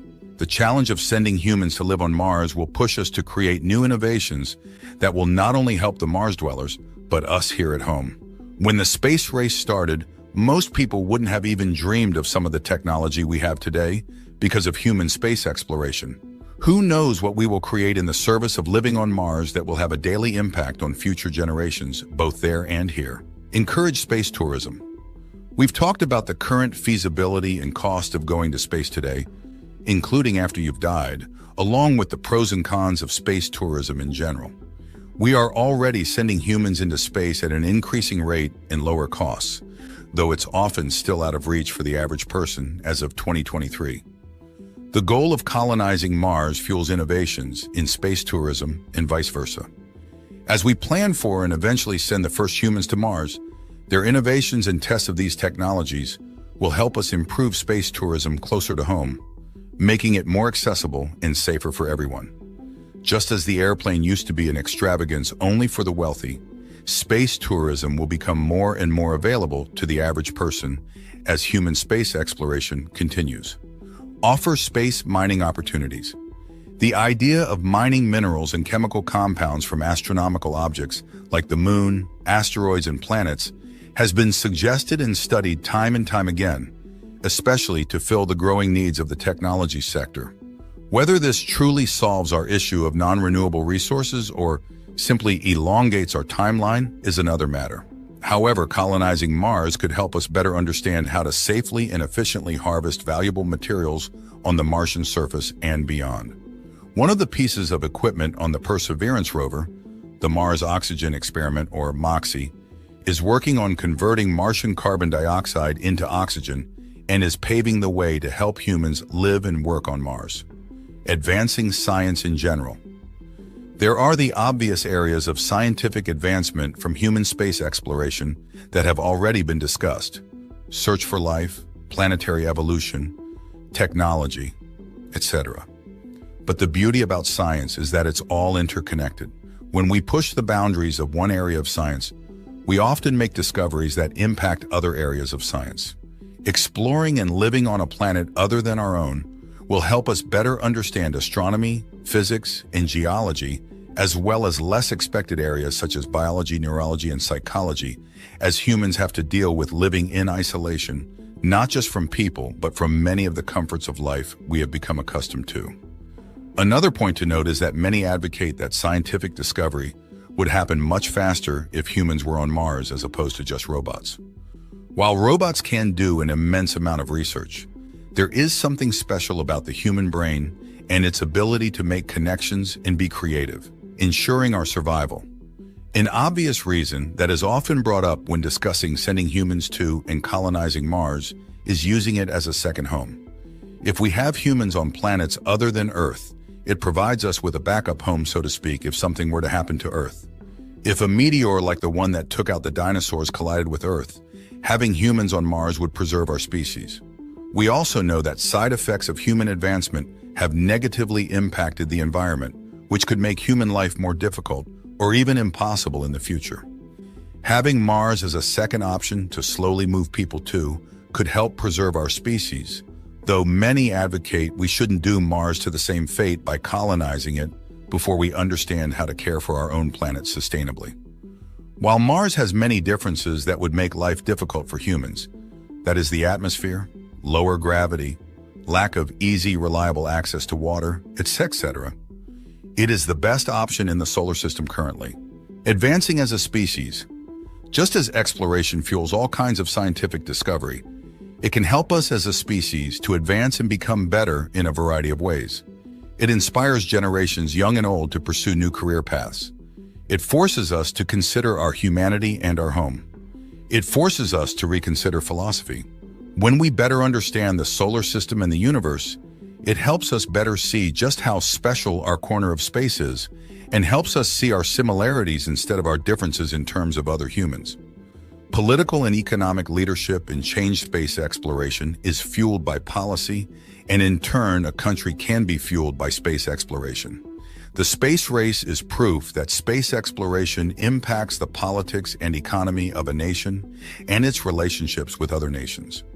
Since space exploration fuels innovation, the country that makes it to Mars will also see political and economic benefits that the other countries may not, or at least not for some time. When we invest in exploration, we invest in our future, which creates economic and political opportunities. As a result, especially in recent years, the prospect of going to Mars has become more tangible and exciting. Both space agencies and private space companies currently have plans to send humans to Mars in the coming decades. While many may offer the counter-argument that we have enough problems here on Earth to focus on before simply moving those problems to another planet, colonizing Mars would provide a number of beneficial impacts for science, innovation, and society. We as a species and as individual nations will have to make the decision concerning its importance in the coming decades. But as of now, there is interest in at least sending people to the Red Planet. Time will only tell how those decisions pan out. But for now, it's exciting to consider the possibilities and benefits of human colonization of another planet. Imagine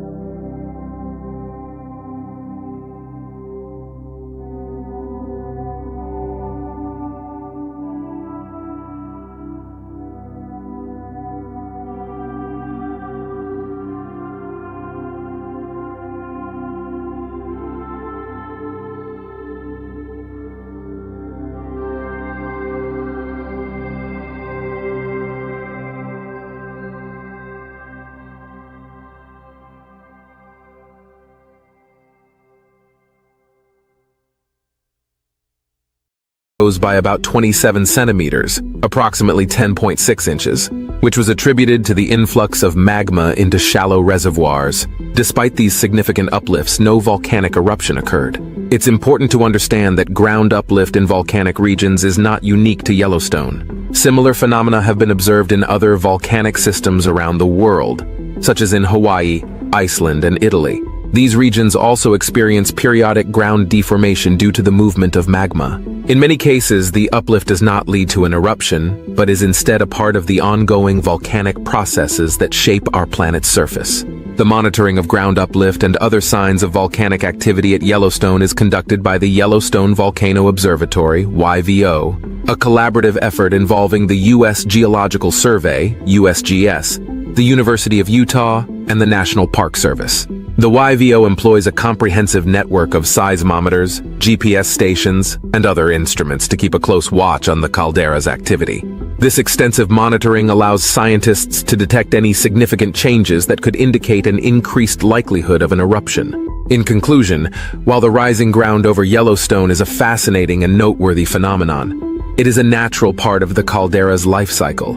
The current uplift is caused by the accumulation of magma beneath the surface, a process that has been occurring for millions of years. Although this activity is closely monitored, it does not necessarily mean that an eruption is imminent. Understanding and studying these geological processes helps scientists to better predict and prepare for potential volcanic events, ensuring the safety and knowledge of future generations. As I said before, Yellowstone has experienced similar uplifts in the past without erupting. For example, from 2004 to 2010, the ground rose significantly, but eventually subsided without volcanic activity. This historical context helps experts maintain a cautious yet non-alarmist view on current events. The caldera's geological complexity plays a role too. Magma can move between deep underground chambers, causing ground uplift without reaching the surface. This natural cycle is influenced by tectonic forces and the Earth's mantle dynamics. Volcanic processes at Yellowstone operate on geological timescales, spanning thousands to millions of years. Significant changes like ground uplift can occur without immediate consequences. The Yellowstone Volcano Observatory, YVO, continuously monitors seismic activity, ground deformation, and gas emissions, providing comprehensive data to understand the caldera's behavior. In summary, while the rising ground at Yellowstone is noteworthy, it doesn't necessarily indicate an imminent eruption. Yellowstone has experienced similar uplifts in the past without erupting. According to researchers, the last major eruption occurred over 640,000 years ago. Since then, smaller eruptions and ground movements have occurred, but none have been catastrophic. These historical uplifts provide valuable data, helping scientists understand that uplift alone doesn't signify an imminent eruption. Continuous monitoring and advanced technologies allow researchers to detect subtle changes, ensuring any potential threats are identified early. While the current ground rise is significant, it fits within the park's long history of geological activity, and there's no immediate cause for alarm. The current uplift is a reminder of the powerful forces at work beneath our feet. However, the likelihood of a major eruption in the near future remains low. Scientists use various tools to monitor Yellowstone's activity, including GPS, seismographs, and satellite imagery. These instruments provide precise measurements of ground deformation, seismic activity, and gas emissions. By analyzing this data, experts can better understand the dynamics of the Yellowstone caldera and predict potential changes. The ongoing research and monitoring efforts are crucial for ensuring public safety and advancing our knowledge of volcanic processes. Continuous research helps scientists understand the dynamics of the Yellowstone caldera. This ongoing monitoring provides valuable data, allowing experts to detect any significant changes that might indicate increased volcanic activity. Through the use of advanced technology and comprehensive data analysis, researchers can make more accurate predictions and prepare for potential hazards. The collaborative efforts of geologists, volcanologists, and other scientists ensure that any unusual activity is quickly identified and assessed. This vigilance helps maintain the safety of visitors and residents while contributing to our broader understanding of volcanic systems. It's fascinating to consider that Yellowstone sits atop one of the world's largest active volcanic systems. The park's stunning landscapes and geothermal features, like geysers and hot springs, are a direct result of this underlying volcanic activity. These features draw millions of visitors each year, eager to witness the raw power of nature. Despite the potential risks, Yellowstone remains a captivating and relatively safe destination. The park's unique geothermal activity not only shapes its landscape, but also provides invaluable insights into the inner workings of our planet. Despite the recent ground uplift, Yellowstone remains a safe and incredible destination for nature lovers. Visitors can explore its unique geothermal features, enjoy its diverse wildlife, and marvel at its breathtaking scenery. The park's beauty and geological significance make it a must-visit location. Park officials and scientists work diligently to monitor and manage any potential risks, ensuring a safe experience for all. The continuous study of Yellowstone's dynamic geology enhances our understanding of volcanic activity, while allowing visitors to appreciate the awe-inspiring natural wonders it offers. So, should you worry about Yellowstone erupting? The short answer is no for now. While it's important to stay informed and aware, current scientific evidence suggests that an eruption is not likely in the foreseeable future. The rigorous monitoring and research efforts by scientists provide reassurance that any significant changes will be detected early. Yellowstone's ground uplift is a natural phenomenon, part of its geological cycle. Embrace the wonder and beauty of this magnificent park, knowing that experts are keeping a vigilant watch over its dynamic processes. We hope you enjoyed learning about the fascinating geology of Yellowstone. If you love nature documentaries and want to stay updated on the latest discoveries, make sure to subscribe to our channel. We truly value our viewers and strive to bring you the best content. Your feedback and engagement mean the world to us. If you have any questions or topics you'd like us to cover, please leave a comment below. Attention, attention. This is an emergency message. Yellowstone National Park employees and guests, residents of the surrounding area. This is an official emergency message from the Federal Center. Please listen carefully and follow all the instructions. Imagine waking up to a world where the sky turns dark, ash rains down like snow, and panic spreads faster than the lava beneath Yellowstone. Yellowstone has erupted! The headlines scream.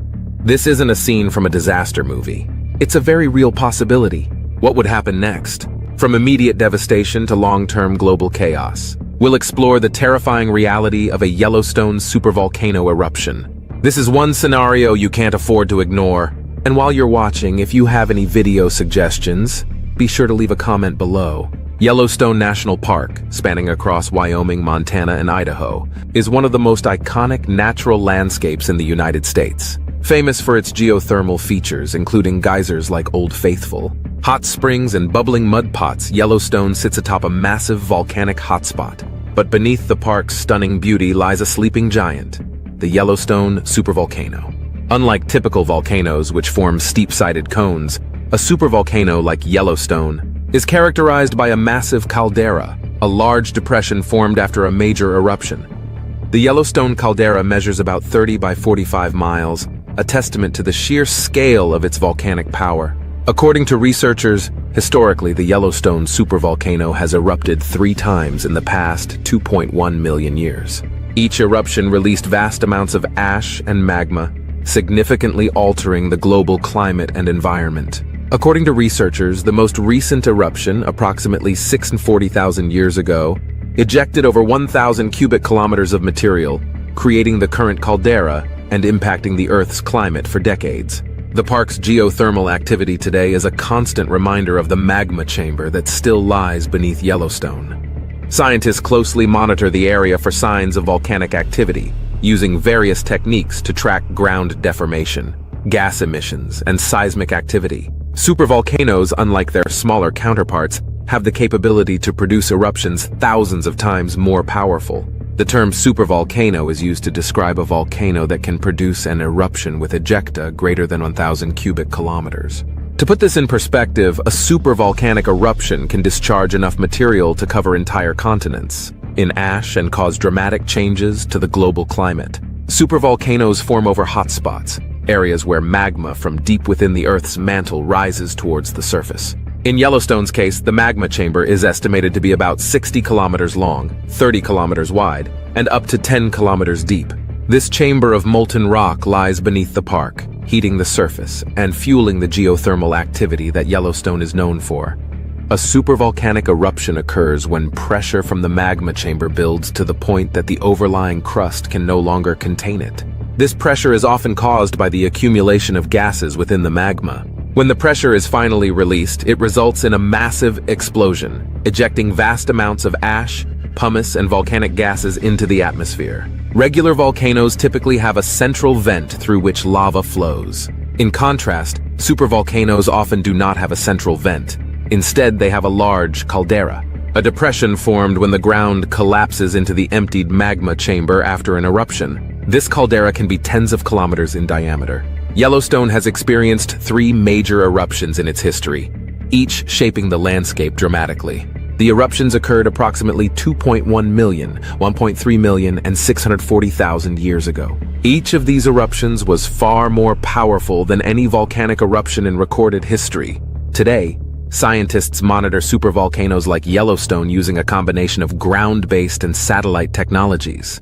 These include seismic activity, ground deformation, gas emissions, and hydrothermal activity. Earthquakes often precede volcanic eruptions as magma moves towards the surface. Changes in the ground level can indicate the movement of magma. Increased levels of volcanic gases like sulfur dioxide can signal an impending eruption. Changes in the park's geysers and hot springs can provide clues about what's happening below the surface.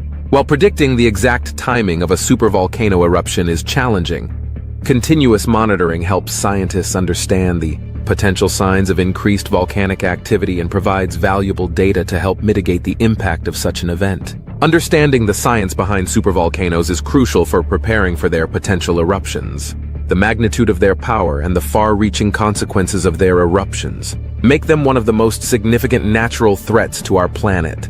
The study of supervolcanoes not only helps in disaster preparedness, but also provides insights into the Earth's geological processes and history. Supervolcanoes serve as a stark reminder of the dynamic and sometimes violent nature of our planet. Their eruptions, although rare, have the potential to reshape continents, alter climates, and affect life on Earth in profound ways. By studying supervolcanoes like Yellowstone, scientists hope to better predict and prepare for future eruptions, minimizing their catastrophic impacts on humanity and the environment. The immediate effects of a Yellowstone supervolcano eruption would be catastrophic, causing widespread devastation and chaos. As the superheated magma bursts through the surface, the eruption would begin with a massive explosion, sending ash, pumice, and volcanic gases high into the atmosphere. This initial blast would devastate the surrounding areas, obliterating everything within a radius of several miles. Pyroclastic flows, which are fast-moving currents of hot gas and volcanic matter, would sweep across the landscape at speeds of up to 700 kilometers per hour, incinerating everything in their path.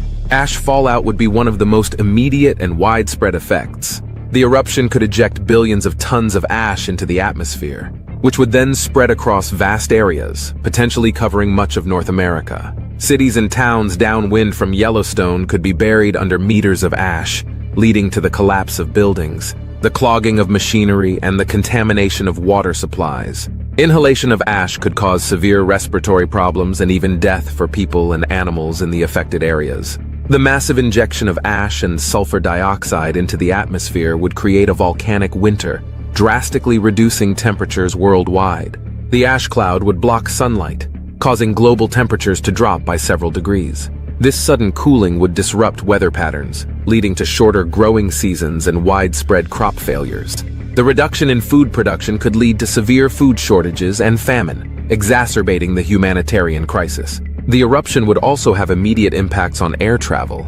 The vast ash cloud would make flying hazardous, leading to the grounding of flights across North America and potentially other parts of the world. Ash particles can damage aircraft engines and pose significant risks to air travel, as seen during the 2010 Eyjafjallajökull eruption in Iceland, which caused widespread flight cancellations across Europe. Infrastructure would suffer extensive damage. Power lines would be brought down by the weight of ash, leading to widespread blackouts. Roads and highways would become impassable, hampering rescue and relief efforts. Communication networks would be disrupted, making it difficult for authorities to coordinate responses and for people to contact loved ones. In the immediate aftermath, emergency services would be overwhelmed. Hospitals would be inundated with patients suffering from burns, injuries, and respiratory issues. The sheer scale of the disaster would stretch resources to their limits, making it challenging to provide adequate care and support to those in need. The environmental impact would be severe. Rivers and lakes could be choked with ash, killing fish and other aquatic life. Forests and farmlands would be buried, leading to the loss of wildlife habitats and agricultural land.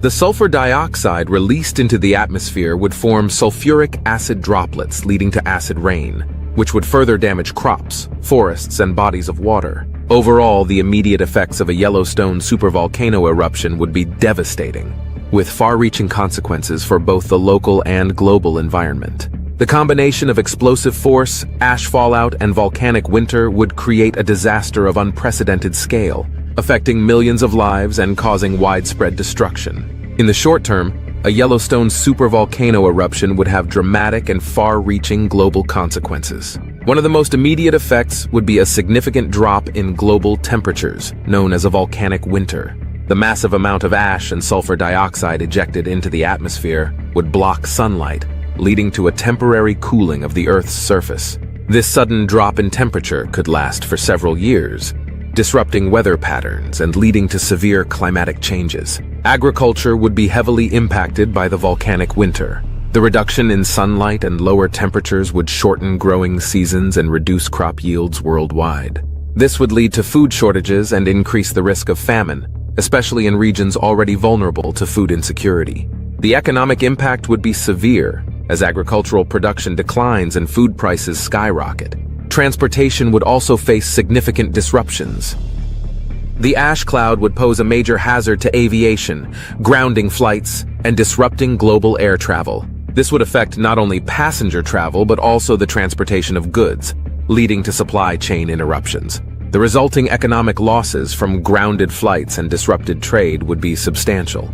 Health issues would arise from the widespread ashfall. Inhaling volcanic ash can cause serious respiratory problems, particularly for individuals with pre-existing conditions such as asthma or chronic bronchitis. The ash would contaminate water supplies, leading to further health risks from drinking and using contaminated water. The environmental impact would extend beyond immediate destruction. Acid rain, formed from sulfur dioxide in the atmosphere, would damage forests, crops, and aquatic ecosystems. This environmental degradation would have long-term consequences for biodiversity and ecosystem services. Overall, the short-term global consequences of a Yellowstone supervolcano eruption would be profound, affecting climate, agriculture, transportation, health, and the environment, leading to a cascade of challenges that the world would need to address urgently.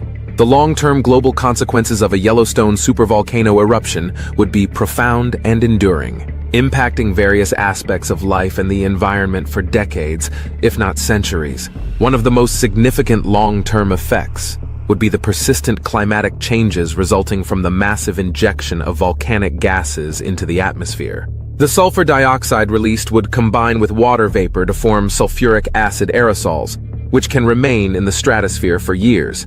These aerosols reflect sunlight away from the Earth, leading to prolonged cooling known as volcanic winter. The last major eruption of Yellowstone, which occurred approximately 640,000 years ago, caused global temperatures to drop by several degrees, and a similar event today could result in substantial cooling, disrupting climate patterns worldwide. This prolonged cooling would have devastating impacts on global agriculture. Shorter growing seasons and reduced sunlight would lead to consistent crop failures, causing widespread food shortages and increasing the risk of famine. The agricultural sector would struggle to adapt to the new conditions, leading to economic instability, especially in countries heavily reliant on farming. The decline in agricultural productivity would also impact the global economy, causing food prices to rise and exacerbating inequalities between different regions. The environmental impacts would be equally severe. Ecosystems that rely on specific climatic conditions would be disrupted, leading to loss of biodiversity.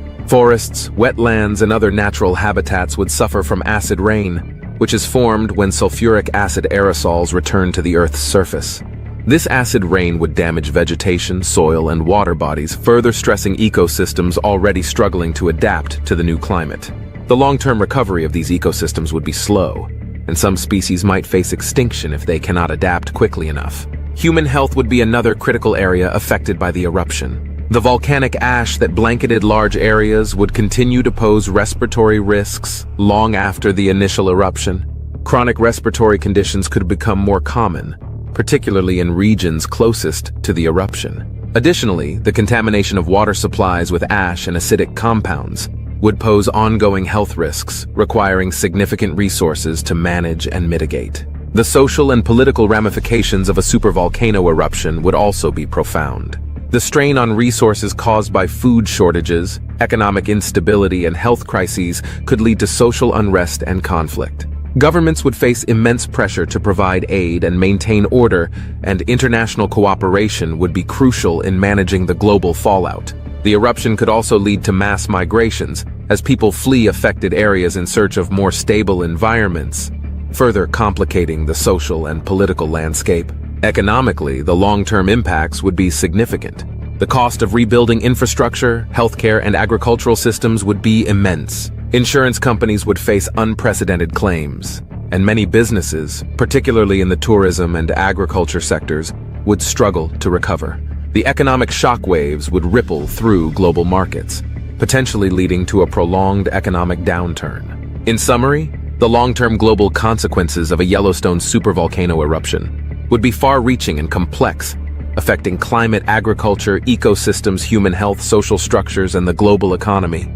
The world would need to invest heavily in adaptation and mitigation strategies to cope with the new realities brought about by such a catastrophic event. In summary, the eruption of the Yellowstone supervolcano would be one of the most devastating natural events in human history. From the immediate cataclysmic effects such as pyroclastic flows, ashfall, and local devastation, to the far-reaching consequences like volcanic winter, global cooling, and massive agricultural disruptions, the impact would be unprecedented. The immediate aftermath would see widespread destruction and chaos, while the long-term effects would reshape global climate, economy, and society. Scientists continuously monitor Yellowstone and other supervolcanoes to better understand their behavior and to improve predictive models. While the exact timing of such an eruption remains uncertain, the potential consequences make it imperative to prepare and develop strategies for mitigation and response. Understanding the science behind supervolcanoes and the potential impacts of an eruption is crucial for global preparedness. Investments in monitoring, research, and international cooperation can help mitigate the catastrophic effects of such an event. As we continue to explore the dynamic and sometimes violent nature of our planet, it is essential to remember the power of nature and the importance of being prepared for the worst-case scenarios. If you found this video intriguing, don't forget to like, subscribe, and hit the bell icon for more fascinating content. Stay informed and stay prepared, because understanding our planet is the first step in protecting it. Imagine a world where Earth loses its magnetic field. What would happen? In this video, we'll explore the potential consequences of our planet's disappearing magnetic shield. Extending from Earth like invisible spaghetti is the planet's magnetic field. Created by the churn of Earth's core, this field is important for everyday life. It shields the planet from solar particles, it provides a basis for navigation, and it might have played an important role in the evolution of life on Earth. But what would happen if Earth's magnetic field disappeared tomorrow? A larger number of charged solar particles would bombard the planet, putting power grids and satellites on the fritz and increasing human exposure to higher levels of cancer-causing ultraviolet radiation. In other words, a missing magnetic field would have consequences that would be problematic, but not necessarily apocalyptic, at least in the short term. And that's good news because for more than a century, it's been weakening. Even now, there are especially flimsy spots like the South Atlantic anomaly in the southern hemisphere, which create technical problems for low-orbiting satellites. The first thing to understand about the magnetic field is that even if it weakens, it's not going to disappear, at least not for billions of years. Earth owes its magnetic field to its molten outer core, which is made mostly of iron and nickel. The churning outer core is powered by the convection of heat released as the inner core grows and solidifies, said John Tarduno, a geophysicist at the University of Rochester. The inner core grows by about a millimeter per year. This magnetic field engine, known as a dynamo, has been chugging along for billions of years. Scientists think that the current core arrangement may have settled into place about 1.5 billion years ago, according to 2015 research that found a leap in the magnetic field's strength around then. But Tarduno and his team have found evidence for a magnetic field on Earth in the planet's oldest minerals, zircons, dating back 4.2 billion years, suggesting that activity in the core has been creating magnetism for a very long time. It isn't clear why the dynamo got started, Tarduno told Live Science, though it's possible that the enormous planetary impact that created the moon might have been the key driver. This impact, which occurred perhaps 100 million years after Earth came together, could have shaken up any stratification or layering of materials in Earth's core. Imagine shaking up a bottle of oil and water on a planetary scale. This disruption could have promoted the convection that still drives Earth's dynamo today. Eventually, the inner core will probably grow large enough that convection in the outer core is no longer efficient, and the magnetic field will fail. But that scenario is so far off that it's not worth losing much sleep over. We're talking billions of years, Tarduno said. Compasses would do strange things. Compasses are really nothing more than tiny magnets, and like all magnets, they align themselves with nearby magnetic fields. Conveniently, Earth's magnetic field is strong enough to force compasses to align north to south. But with our planet's magnetic field gone, compasses would point to any nearby source of magnetism. Even an outcrop of magnetic rock could do the trick. In fact, scientists have documented this effect before. Magnetic anomalies, places on Earth where nearby natural magnetism cause compasses to malfunction, are found around the world. In the Central African Republic, for example, unexplained magnetic variations in Earth's crust cause compass needles to point in random directions, rendering them useless for navigation. If our planet's magnetic field disappeared, wandering compasses could become the norm worldwide. Birds couldn't migrate for the winter. Humans aren't the only animals that exploit Earth's magnetic field for navigation. Many birds, sea turtles, lobsters, honeybees, salmon, and even fruit flies have biological compasses, termed magnetoreceptors, built into their bodies. Birds use this ability to seek warmer climates during winter months, while sea turtles navigate the open ocean and seek beaches to lay their eggs. Scientists even think that most female sea turtles return to the same beaches every year, a feat made possible in part by their natural compasses. If Earth's magnetic field disappeared, many animals that depend on compass navigation could be in serious trouble. Sea turtles could literally get lost at sea. Migratory birds might fly in the wrong direction, threatening their survival. Honeybees might get lost trying to find their hives, which could impact the pollination of flowers and other plants. With their navigational abilities severely compromised, these and many other organisms could face extinction. The aurora wouldn't be the same. Along with our biodiversity, the loss of Earth's magnetic field could alter Earth's auroras, known commonly as the northern and southern lights. These beautiful phenomena are created when our planet's magnetic field channels charged particles from the sun, known as the solar wind, into our planet's upper atmosphere. The solar wind is usually deflected by our magnetosphere, the invisible shell created by Earth's magnetic field. But around the north and south poles, the magnetosphere dips inward like a funnel, allowing the solar wind to interact with our upper atmosphere. The result of this interaction are these spectacular, multicolored bands of glowing plasma known as auroras. Auroras on Earth have been known to shine so brightly, a person could literally read by them. But without Earth's magnetic field, our entire upper atmosphere would be exposed to the solar wind, completely changing how our auroras might appear. They could even resemble auroras found on Venus and Mars. Since these two planets have no significant magnetic fields, they sometimes have faint, less colorful auroras scattered across their night sides. Thus, along with altering our polar skies, the disappearance of our magnetic field could forever dampen one of Earth's most breathtaking natural wonders. Cosmic rays could reach Earth's surface. Our magnetic field doesn't just give us beautiful auroras, it keeps us alive. Cosmic rays and the solar wind are harmful to life on Earth, and without the protection of our magnetosphere, our planet would be constantly bombarded by a stream of deadly particles. The effects of cosmic rays on the body can be pretty terrifying. While on lunar missions, for example, astronauts often reported seeing flashes of light when they closed their eyes, the direct result of cosmic rays passing through their retinas. A few even developed cataracts years later. Radiation and cosmic rays are a real concern for NASA, especially when it comes to long-term spaceflight. Astronauts on a mission to Mars could undergo up to 1,000 times the exposure to radiation and cosmic rays that they would get on Earth. If Earth's magnetic field disappeared, the entire human race, and all of life in fact, would be in serious danger. Cosmic rays would bombard our bodies and could even damage our DNA, increasing worldwide risk of cancer and other illnesses. The flashes of light visible when we close our eyes would be the least of our problems. Widespread power outages and broken satellites. Human health is one issue, but without a geomagnetic field, our technology would also be at risk. Satellites can and do suffer damage from solar storms.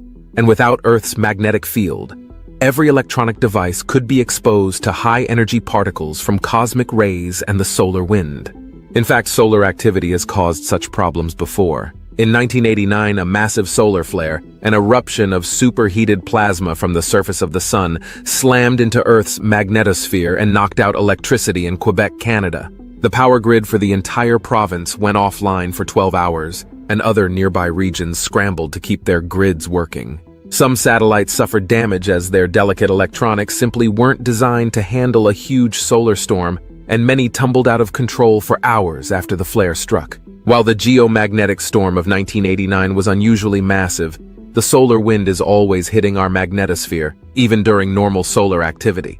If Earth lost its magnetic field, there would be no magnetosphere, and no line of defense, even from weaker solar storms. Our power grids would be more vulnerable than ever, and even our computers and other electronics could suffer damage if a solar storm struck. Our atmosphere could be stripped away. Perhaps the most horrifying effect of losing Earth's magnetic field might be losing the air we breathe. And the solar wind would once again be the culprit.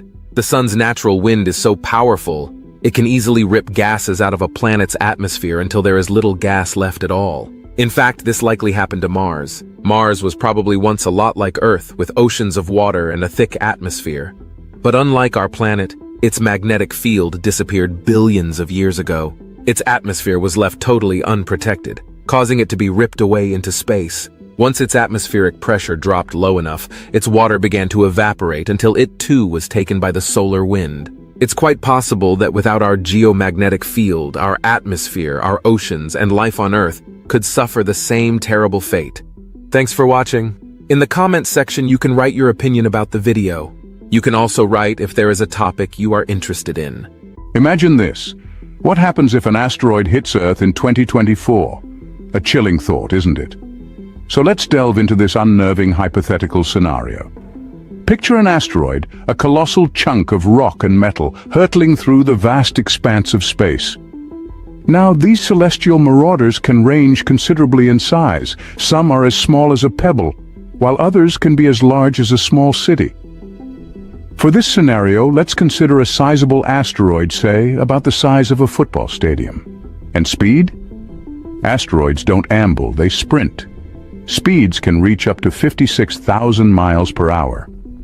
That's over 70 times the speed of sound. And when an object of such size meets such speed, the result can be quite devastating. Now, imagine this asteroid, this football stadium-sized chunk of rock and metal, hurtling at breakneck speed, is on a collision course with our home planet. The clock is ticking, and in 2024 it makes landfall. The impact, as you might guess, would be nothing less than cataclysmic. The energy released would be equivalent to billions of atomic bombs. The immediate vicinity would be obliterated in an instant, reduced to a smoldering crater miles wide. But that's not all. The shock waves from the impact would ripple across the globe, causing earthquakes and tsunamis far from the point of impact. Skyscrapers would crumble like sandcastles, and entire cities could be washed away. And then there's the dust. The collision would throw up an enormous cloud of dust and debris into the atmosphere, blotting out the sun for months, maybe even years. This impact winter would cause temperatures to plummet, crops to fail, and potentially lead to a mass extinction event, similar to the one that wiped out the dinosaurs. A lot depends on the size, speed, and composition of the asteroid, but one thing is clear: the impact would be catastrophic. So, what happens scientifically when an asteroid collides with our blue planet? Well, let's unravel this mystery together. First, we need to understand what we're dealing with. An asteroid, in essence, is a chunk of rock or metal, a relic from the early solar system. The size of these cosmic travelers can vary dramatically. Some are as small as pebbles, while others can be hundreds of kilometers in diameter. When an asteroid approaches Earth, it's moving incredibly fast, typically tens of kilometers per second. The energy it carries is colossal, akin to the most powerful nuclear weapons. And when it collides with Earth, all that energy needs to go somewhere, and fast. This energy release is the first major effect of an asteroid impact. In a split second, the kinetic energy of the asteroid is converted into an explosion of light, heat, and sound. This can vaporize the asteroid and a significant amount of the ground, creating a crater. The size of the crater depends on the size and speed of the asteroid, but it can be many times the size of the original object. But the story doesn't end there. The impact also sends shock waves through the Earth, which can cause earthquakes and tsunamis if the impact is near a body of water. And then there's the ejecta, the matter blasted out of the crater. This can be thrown high into the atmosphere, where it can block out sunlight and cause a nuclear winter effect. This is where the global climate effects come into play. The dust and aerosols in the atmosphere can block sunlight, leading to a drop in temperature. This can affect plant life and, by extension, the entire food chain. So, while the impact itself is destructive, the aftermath can be equally devastating. The effects of an asteroid impact extend far beyond the impact site. It's a global catastrophe. The Earth has weathered such events before, but it's a reminder of our vulnerability in the vast expanse of space. History has already given us a glimpse of what an asteroid impact can do. So let's take a trip down memory lane to about 65 million years ago, when a celestial object, known as the Chicxulub impactor, struck Earth with the force of billions of atomic bombs. This impactor, around 6 miles wide, came hurtling towards our planet and left a crater over 100 miles wide in what is now the Yucatan Peninsula in Mexico. The aftermath? A mass extinction event that wiped out around 75% of all species on Earth, including the dinosaurs. Imagine that, these colossal creatures who dominated Earth for over 160 million years were wiped out in what, in geological terms, was the blink of an eye. Now, let's fast forward to a more recent event, the Tunguska event of 1908. This incident involved a comparatively smaller asteroid, about 120 feet in diameter. It exploded over the remote Tunguska region in Siberia, with a force estimated to be about 1,000 times that of the atomic bomb dropped on Hiroshima. Despite its smaller size, the Tunguska asteroid flattened over 800 square miles of forest, and its shock wave was felt thousands of miles away. Thankfully, due to the remote location, there were no documented human casualties, but it served as a stark reminder of the destructive potential of asteroids. Both these events, the Chicxulub impact and the Tunguska event, have significantly shaped our understanding of asteroid impacts. They've shown us that size doesn't always matter when it comes to destruction, and that even relatively smaller asteroids can have catastrophic effects. The past has shown us the devastating potential of asteroid impacts, but could we survive one in 2024? That's the question we'll delve into next. So stick around as we explore the bleak aftermath of a hypothetical asteroid impact in our current era. In the aftermath of such an event, what would life on Earth look like? One might imagine a scene out of a science fiction movie, but the reality could be far more devastating. Picture this. An asteroid impacts our planet. The immense energy of the collision vaporizes the asteroid and a large portion of the Earth's surface, creating a crater many miles wide. Dust and debris are thrown high into the atmosphere, blocking out the sun. This is where the concept of a nuclear winter comes into play. The sunlight would be blocked out for months or even years. Without sunlight, photosynthesis would halt. Plants would die off, followed by the herbivores that rely on them, and then the carnivores that prey on those herbivores. The food chain as we know it would collapse. The oceans would not be spared either. The impact would cause massive tsunamis, wiping out coastal cities and marine life alike. The dust in the atmosphere would also cause a dramatic drop in temperatures, leading to a deep freeze across the globe.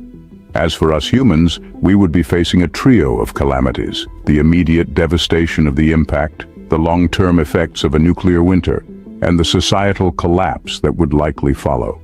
Infrastructure would crumble, resources would become scarce, and the societal norms we rely upon would disintegrate. Survivors would have to contend with a world that's vastly different from the one we know. We could expect mass migrations as people scrambled to find habitable zones. Societal structures would need to be rebuilt from the ground up, and the scarcity of resources could lead to conflict. In essence, we're talking about a mass extinction event, similar to the one that wiped out the dinosaurs 65 million years ago. The aftermath of such an event would be a world that's unrecognizable from the one we live in today. Life as we know it would change dramatically, possibly even cease to exist. Is there anything we can do to prevent such a disaster, one might ask? In this day and age where science fiction often becomes science fact, we've developed strategies to combat this celestial threat.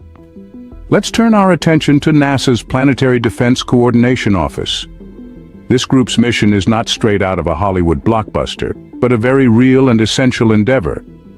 They're our first line of defense, responsible for early detection of near-Earth objects, or NEOs, that could pose a risk to our planet.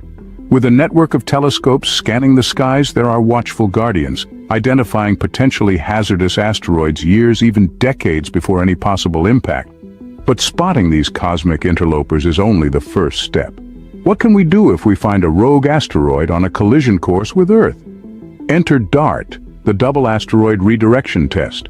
This mission, currently under development, is set to demonstrate a method of asteroid deflection known as a kinetic impactor.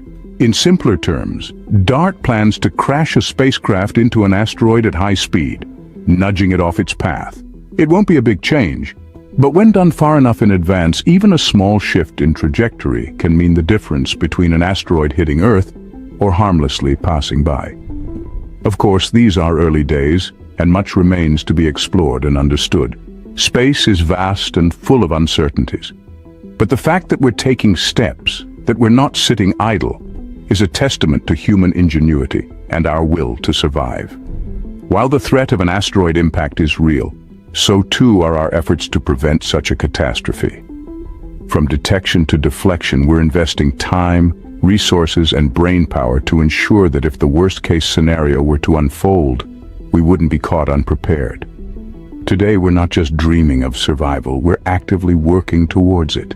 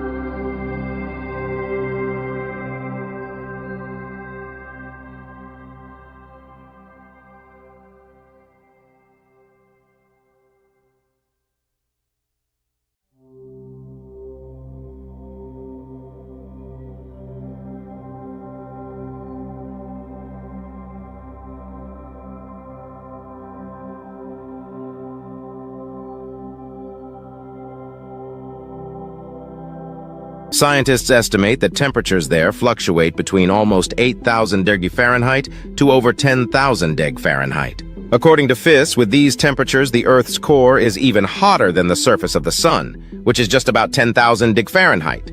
But the highest temperatures actually occur at the Bullen discontinuity, which distinguishes the inner core from the outer core. Scientific American reports that there are three main reasons that the Earth's core is so hot. There's the heat that comes from radioactive decay, the heat caused by differentiation, or the friction generated by heavy objects being pulled to the core, and the heat that's left over from the initial formation of the planet. But in the end, scientists are unsure exactly how hot the Earth's core is. Not only is there still debate about what exactly the core is made out of, but it's incredibly difficult to do an experiment in the lab that faithfully simulates conditions in the Earth's core.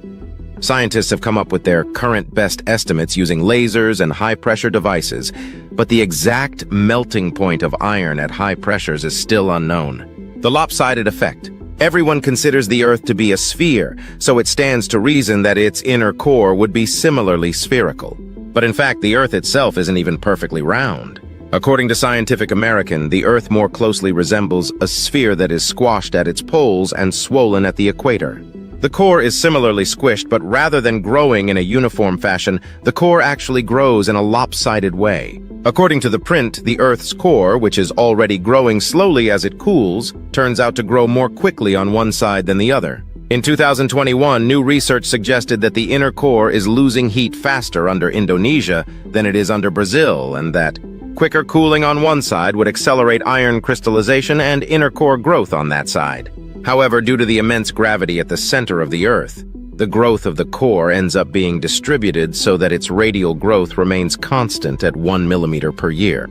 Ultimately, it's unknown exactly why this cooling process happens faster under Indonesia than under Brazil.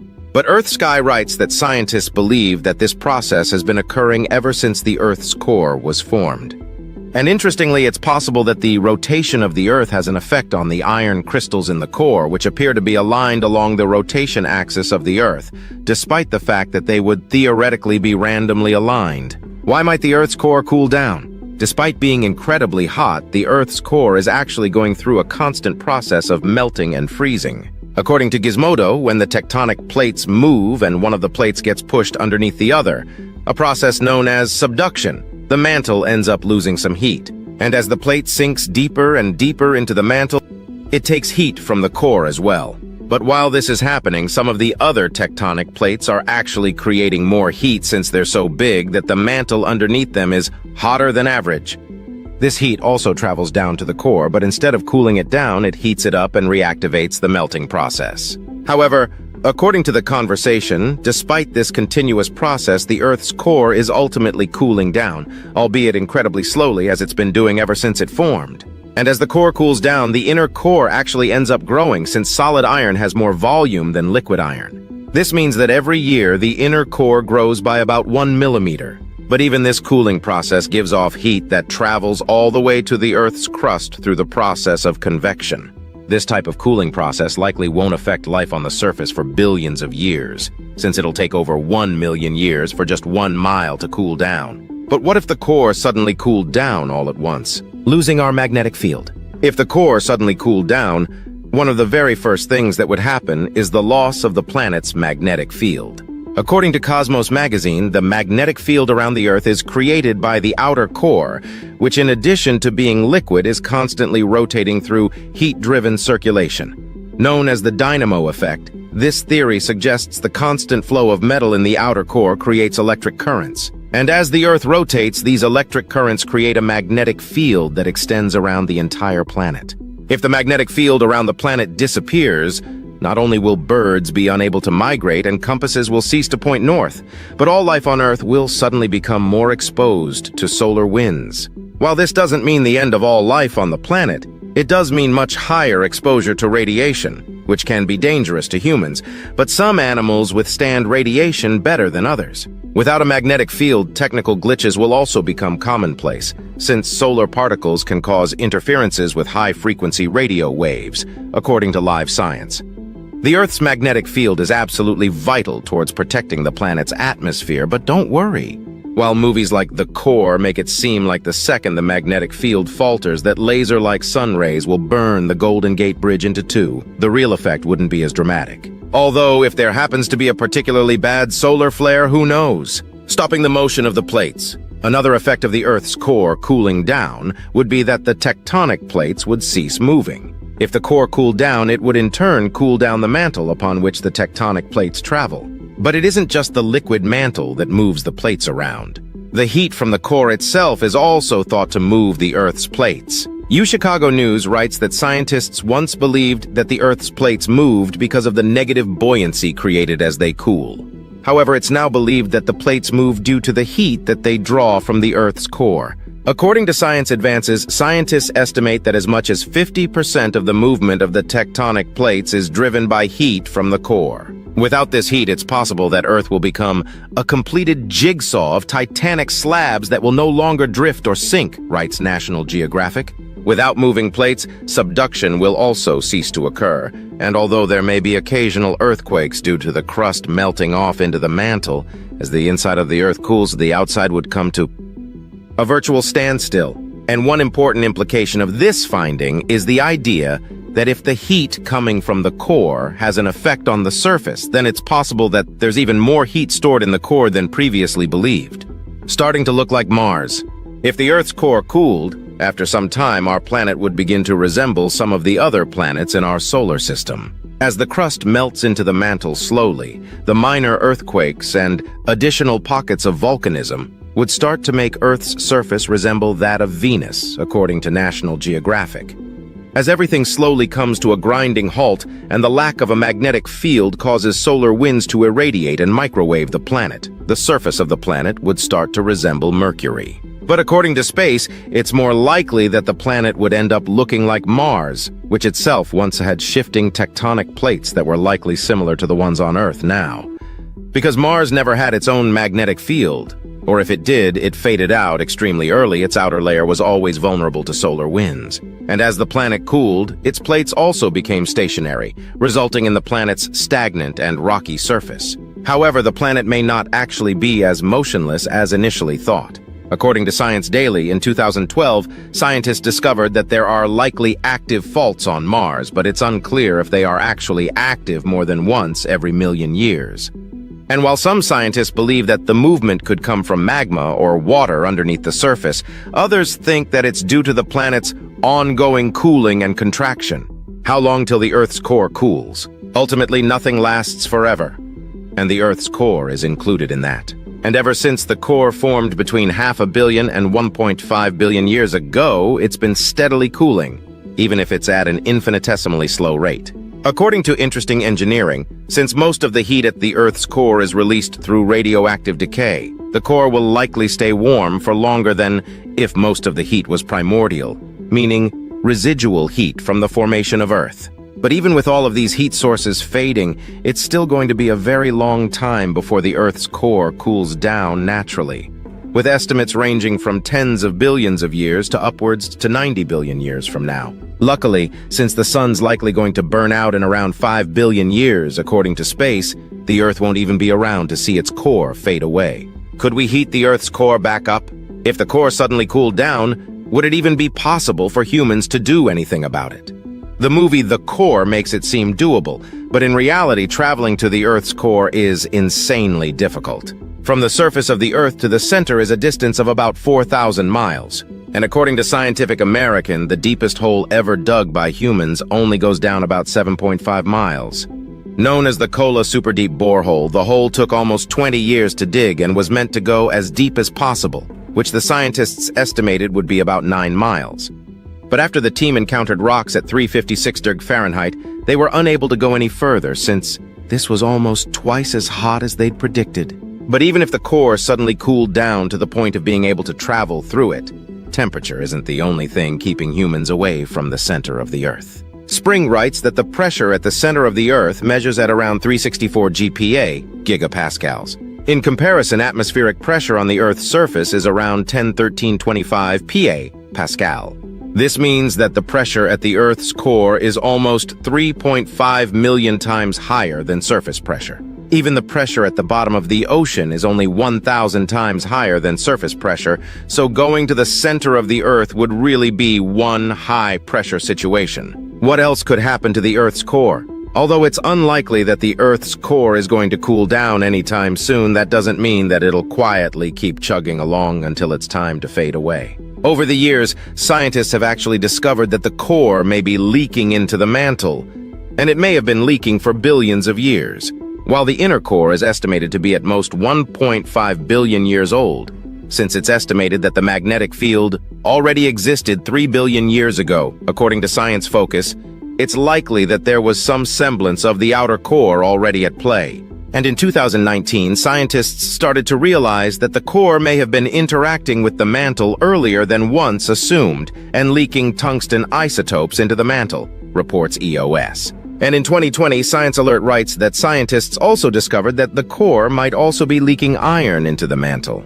However, no one really knows what such a leak means or how long it's been occurring for. All anyone knows is that a leak from the core to the mantle under high temperature and pressure is possible, and it could explain why mantle rocks hold so much more iron than meteorites.